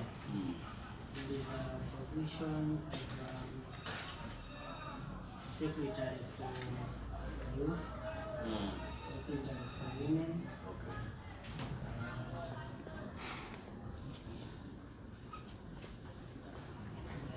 And we are talking about a space of 2 months after Kachiri. Yes. You have wanted all those ones to be filled. A delegates conference to be called. Because it was agreed upon. Because it was agreed.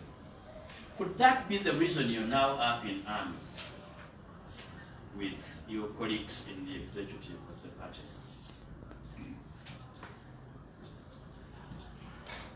Yes? Certainly, yes. That is the reason. Have you written to the Electoral Commission to mediate in this? Have you ever written to the Electoral Commission complaining about how to manage the party? Because I've been part of this commission, and I knew we had not fully submitted the list of all the members that make up that electoral commission to organize the leadership. Yes. So I kept it in time. And you kept it in time. So I have not written. Today, before you leave the witness box, one, if you got the $5 million these people promised, if the positions were filled, would you happy and would you go back and happily serve with the colleagues in the party?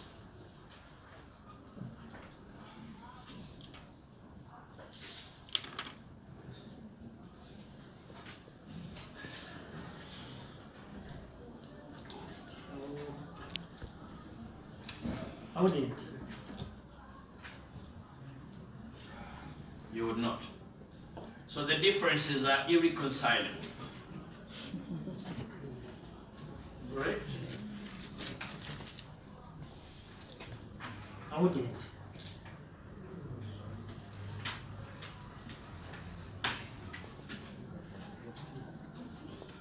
Who is the Secretary General of National Unity Platform? The Secretary General is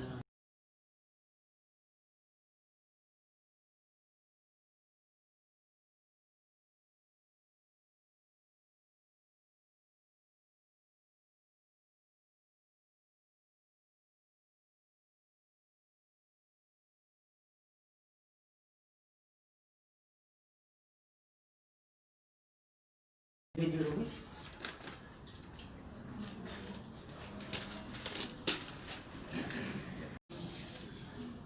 Okay. Look at this document. Do you recognize the signature on that document? Down there. My Lord, I'm going to address you on this. Do you recognize that signature? Yeah, I do. Whose signature is that? This is my signature. What is your name? My name is Simba. Okay. What is, and did you recognize the other signature? This? Yes. This is Moses Chirani. And that was your president? You signed it as, don't turn the page, you're confusing the progress. What did you sign as? I signed as the outgoing secretary general. Okay. Read the document, report. This is National Unity Platform. Yes. Reference 242/26. The 20th of July 2020. The Secretary, Electoral Commission, Kampala, Uganda. Read. Introduction of the elected platform leadership. At the delegates conference of the platform held at Kachi Gardens and Hotel on the 14th of July 2020, the following persons were elected to the corresponding positions. Read them. Roman number 1, President, Kyagulanyi Ssentamu Robert. Roman number 2, David Lewis, Secretary General. 3, Deputy Secretary General Aisha Kabanda. 4, Secretary for Information and Spokesperson Joel Senyonyi. Secretary for Women Affairs Flavia Carolina Nabagave. Secretary for National Mobilization Nyanzi Fred Sentam. Senior Administrative Secretary Simba Paul Kagunde. Yes, sir. Who's returning? I've got the vacant positions.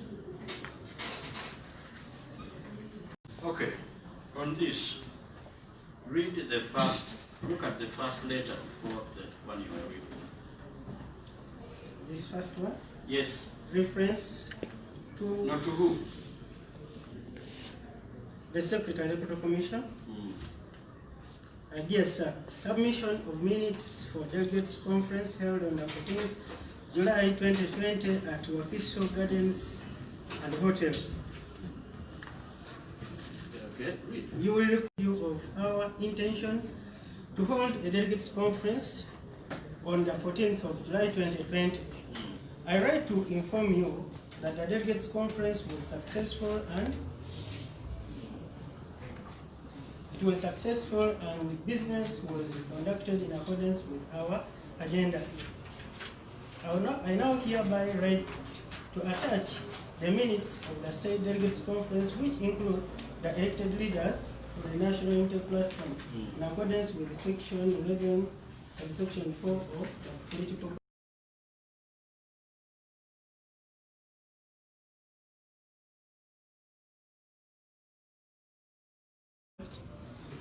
2005.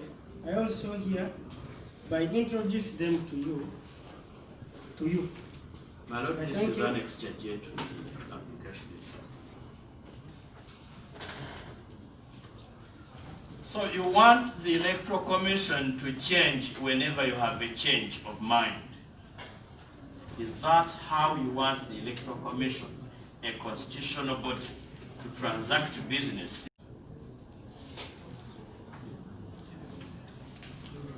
Yes, my Lord, I mean on the application. You want the Electoral Commission to change documents whenever you change your mind.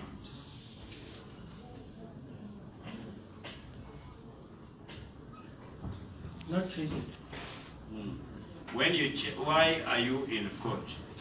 You are in court proceeding to the application that these things change at the Electoral Commission. And the reason is you changed your mind when these people did not honor the agreement, correct?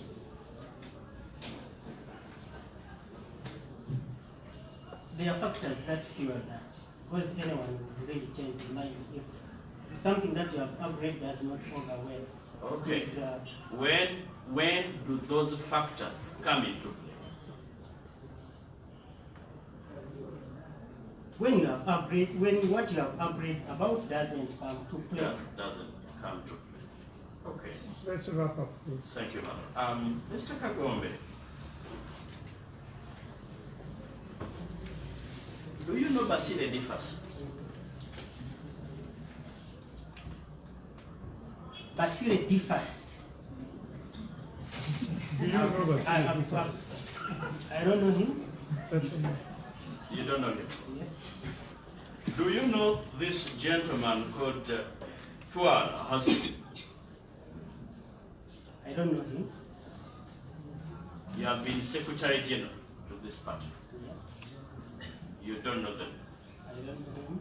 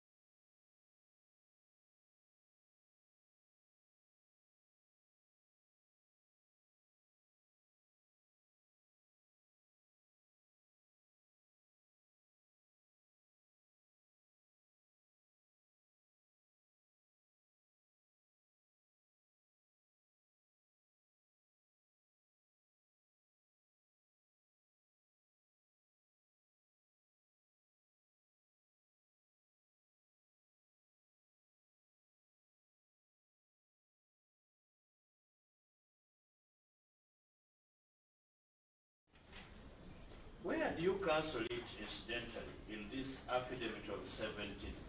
Can you point out to court where you cancel the original affidavit?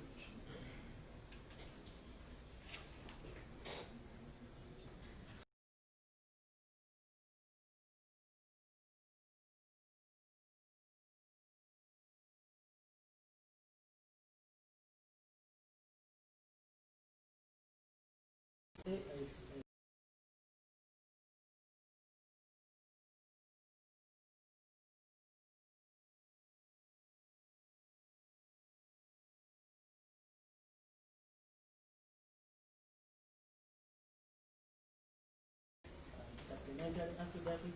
Okay. Now, you sign it. In paragraph 6, this is what you say. That is my Lord of 17th September. I regret having been led into signing a first affidavit, as it does not speak the whole truth as to what happened. And that is why I withdraw it. I stand before you referring to an earlier one that was signed on 14th.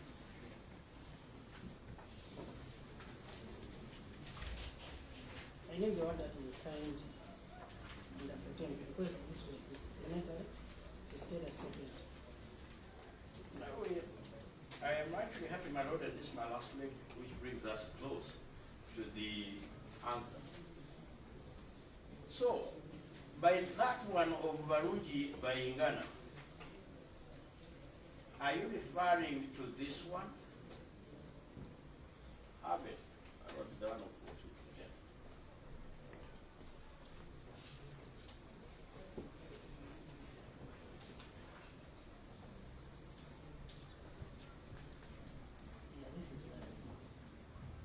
This is the one you're referring to. Okay. Now this brings us close to the answer. Which one is that one? Barod is saying he's standing by this one of 14th in miscellaneous application. Good. So, We shouldn't even be wasting time with that argument. Yes, in that one he was swearing. Now he gets another one of 18, 17 with almost similar content. yes. Thank you, my Lord, for the observation. Now, two last questions. One. Mr. Kagombe, are you aware that your party has since nominated candidates for youth council, for youth councillors, and have been nominated by the Electoral Commission? Some have gone through and others have failed in the election.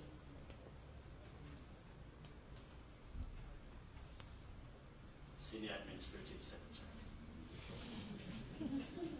Do you know that the youth in this country by the Electoral Commission? Yes, I know. Are you also aware that the Electoral Commission has a roadmap? Certainly I know. And that it is continuous? Yes. Are you aware that some youth have already been elected on your ticket? I do. Are you happy with that?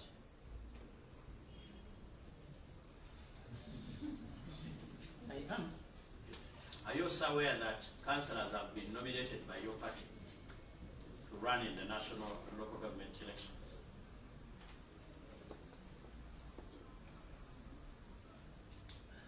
Yes or no? I am aware. Are you happy with that?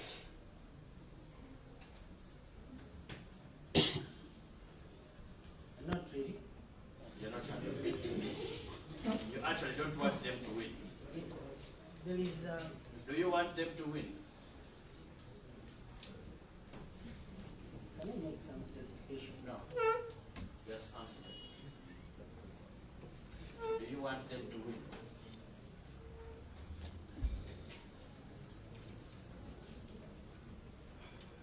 Yes or no? No. You don't want them. Do you agree that they were late by your signature to join this party? By your signature alone? They were? That they were late to join this party by your signature alone.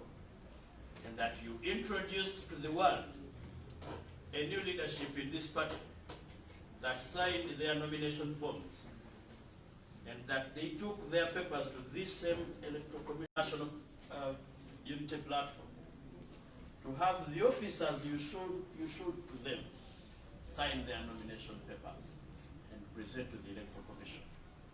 Do you know it is your signature that led them? I know it is my signature that did it. And you know that when you announce to the electoral commission, you have announced to the entire country and the entire world. I know, but when processes are not followed, when what happens? And who did not follow the processes? Are they those candidates or you? When we came from Kachiri, I stand on to this. Have you ever been the treasurer of this party? I've not been the treasurer, I've never been. And you agree that matters of the treasury are handled by the party treasurer? True. And that it could only be the party treasurer to testify on issues of facilitation for the delegates conference, and not you? Yes or no? It is true. Did you have a treasurer at the time of Kachiri?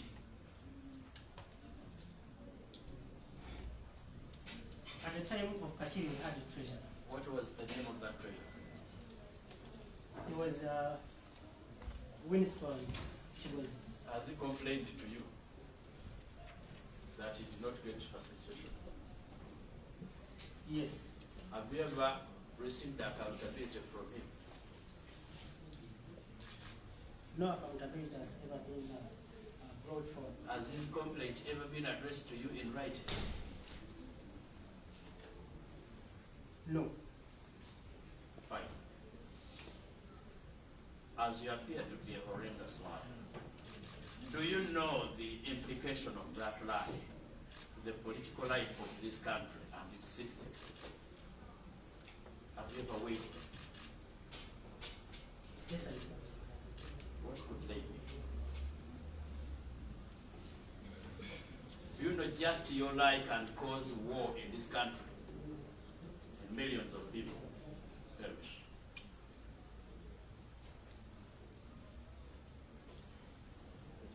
Yes or no? It is true. Do you know, do you want your party to take power? This is where the challenge Yes is. or no? Which party? The one you belong to as a senior administrative. This is because it is You're a senior administrative what? So which part are you in? I am. Which part are you in? NUP. So now what question are you asking now? I was asking because You said you want your party to take power, unless you have crossed. Are you now in DP? He says you want your party to take power, saying which party? Either you know you belong to two parties, and that's why you're trying to cause confusion. worship, we have the older party card. Don't talk that rubbish here. You went to electoral commission and told them the new party is no.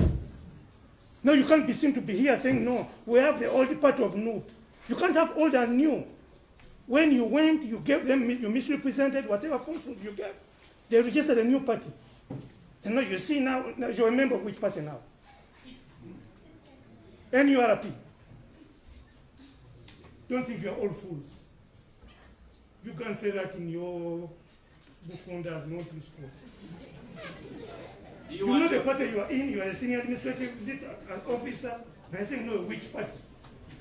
Do you want your party to take power? Yes. Do you want to remain an officer of this party?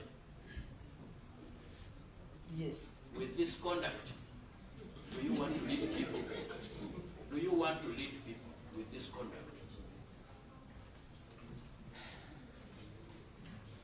Have you been facilitated by the state since your life is about facilitation? Has the state assisted you in any way since 17? I've not been facilitated. Well, Let's wrap up, please. Are you aware that in your party president, Chagulanyi, is an aspirant who has written to the Electoral Commission following your signature? I am. You are aware. And you are aware that he's busy telling Ugandans to vote your party. into power. And you do not want that to happen.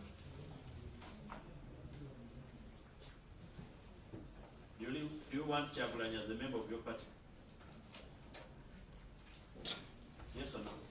Yes. As a member of the party, does he have a right to contest for the presidency of the party? Yes. Does he have the right to stand as flag bearer of your party? The constitution of the party, and that's the national constitution.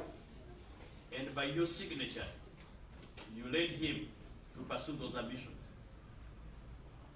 Correct? The point was made, Mr. Sekona. Let's not repeat the same thing. I thank you very much, and I rest. The examination.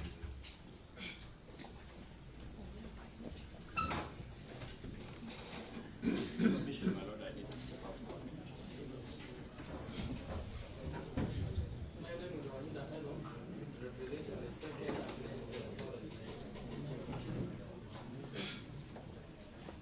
Mr. Ngombe. Mr. Kagombe, you've talked of, when you are being cross-examined, you talked of the winners, the solution, that you say we are 40. Which ones were you referring to? Which winners resolutions are you referring to in brief? I meant resolutions and minutes of February 2019.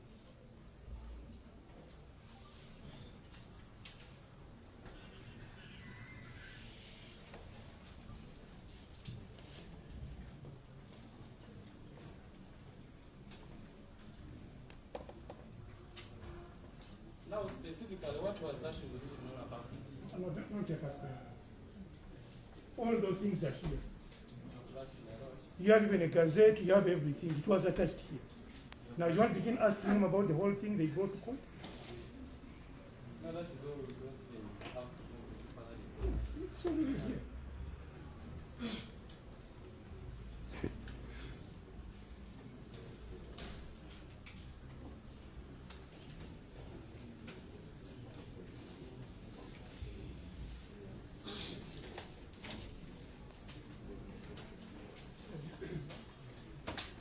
Hello. Once again, I'm James Kibalama of the applicant. My Lord, I believe I also speak for my learned friends, for the respondents, and we seek directions on submissions.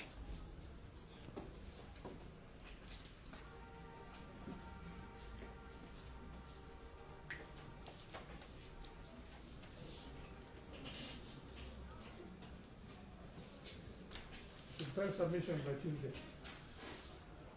My Lord, we are looking at the time now, at the hour. You have the weekend and Monday. We are obliged.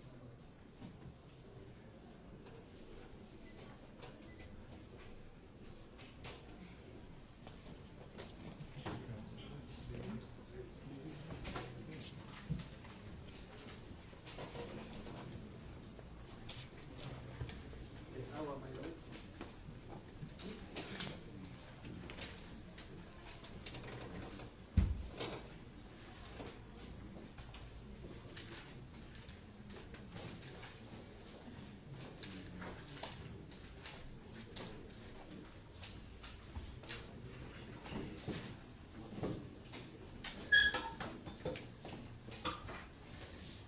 My Lord, I seek your indulgence.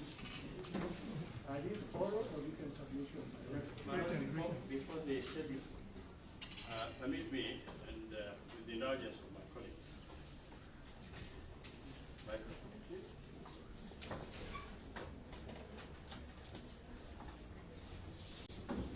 My Lord, an issue of very fundamental importance has arisen.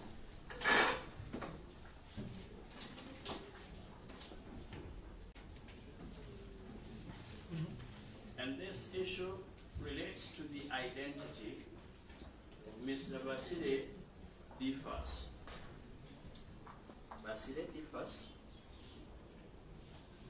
Information we receive from the Electoral Commission, and unfortunately because we are closed, is that when you get his NIN number and punch it into the system, even going on the NERA website, it does not show that national ID. And nobody seems to know him. It is within the powers of this Honorable Court, under Section 93 of the Civil Procedure Act. Mr. Kibalama. True, my lord. No, we are talking about the way he presents his document to court. I don't mind about that. He has been consistent appearing in this court, at least all through. I thank you, my lord, and I'll rest it. We are obliged, my lord. And we shall submit on local standard, which is one of the issues, and which will surely show his against him.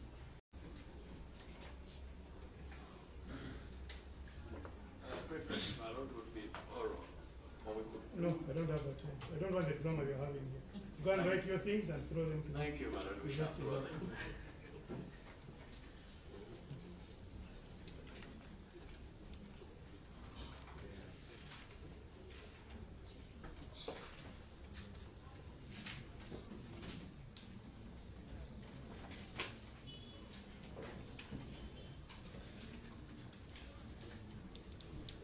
My lord, the applicants, we are able to put in our written by Tuesday.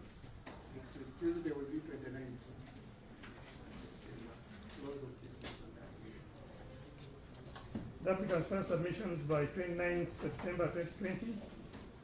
The respondents should file their submissions by 2nd October 2020. File and serve, please. The applicant to file a rejoinder by 6th October 2020. The court will deliver its ruling by 16th October 2020. We have like Send soft copies on the email, the court email, please.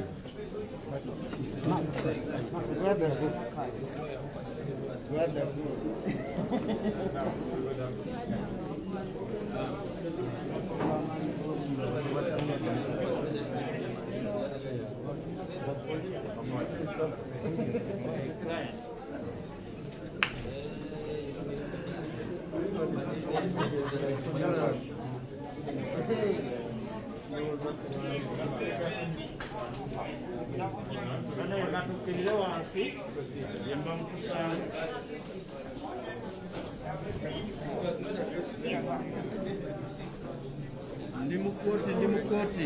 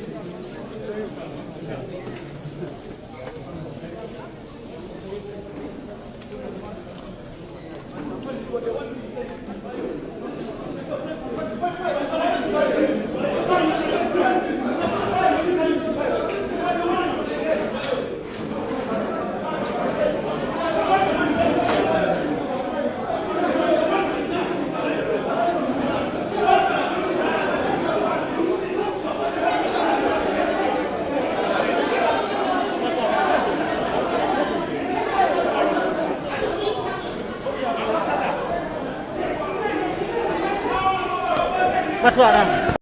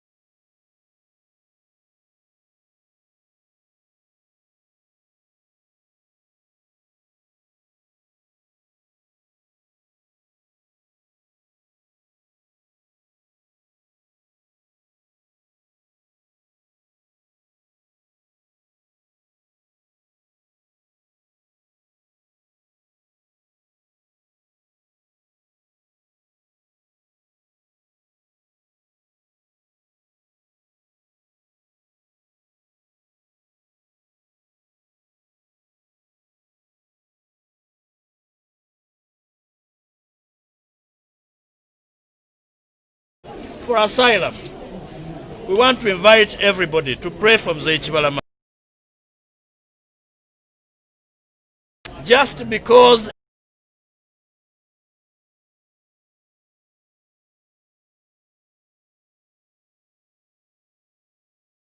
negotiated the entry into his party of vibrant men and women, vibrant men, Ugandans, into his party is offensive enough.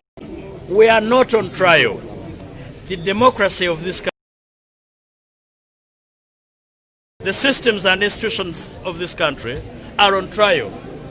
I dare not say court is on trial. Pray for your country. Pray for this old man. As he stated and testified, he did everything.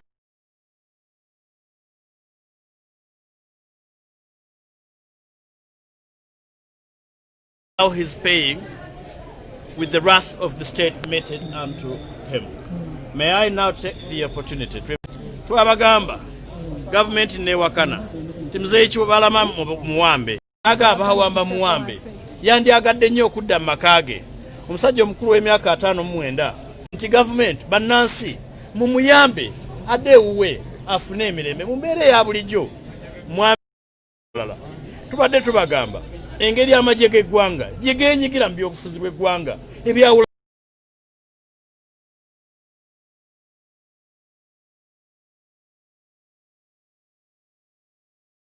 engeri ki CDF General David Muhoozi engeri gye yamutwala mu ofiisi ye nazi era okuva olwo n'awambibwa. Uganda yeetaaga okusabira, Kibalama yeetaaga okusabira, naye n'obuswavu obukyadde ku mimwa gy'eno. Council, briefly, waliwo kyayogeddeko n'agamba there are some things that they did not agree with Mr. Kyagulanyi. What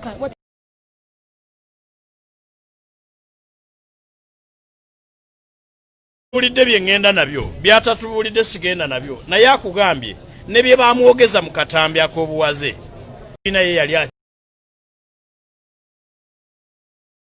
waliwo supermarket mwe batunda bibiina bya bufuzi. Yes. Several President. Like we've been telling you, today's court session has just confirmed what has been said all along. All this. I had opportunity to talk to Mr. Kibalama, and he whispered to me that he was abducted.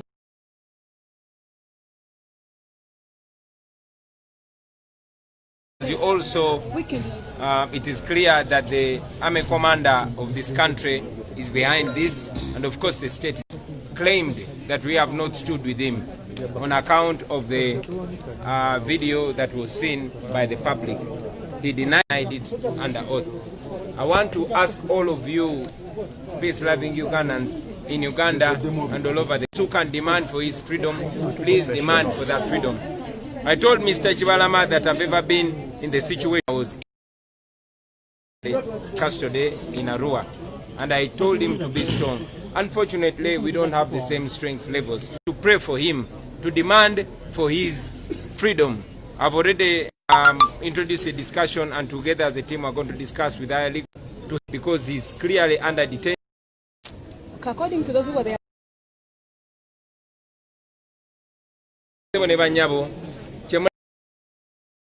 labye mu kooti kyongedde okukakasa kye tubadde twogerako ebbanga lyonna ti mwami Kibalama byayogera amagye bamagye gasooka kwegaana naye era mwalaba amagye nga bayise olunaku lumu nga mutaddewo pressure gavaawo ne gakolebwa mu bumenyi bw'amateeka.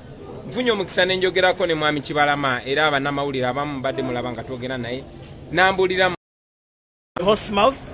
Mzee Kibalama is not a Mr. Kibalama owns and confirms the information we had. He had a meeting. Nantegeeza nti babadde batulugunyizibwa. He told me they have been tortured and they continue. Mazima singa mbadde nsobola okulaba enjala eziri mu bigere bye. Ambuulidde nti babatulugunyiza enjala ne bamusobola kwogera na ddembe lye. Era ekitono kyasobodde okwogerako kukakasa nti eyo video Mbuchamu. Njagala basaba mwenna bannayuganda bali mu Uganda n'okwetooloola ensi yonna musabire Kibalama mu muyambe muli banje mutegeeza nti nali mbaddeko mu mbeera gy'alimu nga bankwatidde mu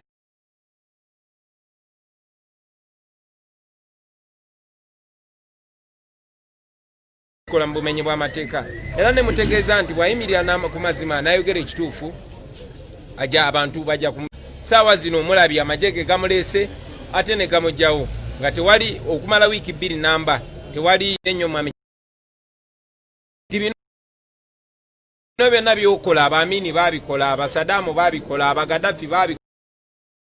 Horsemouth, Mzee Kibalama is not. So for those that have been blaming him, you're now able to tell this situation is that he's a captive of the state.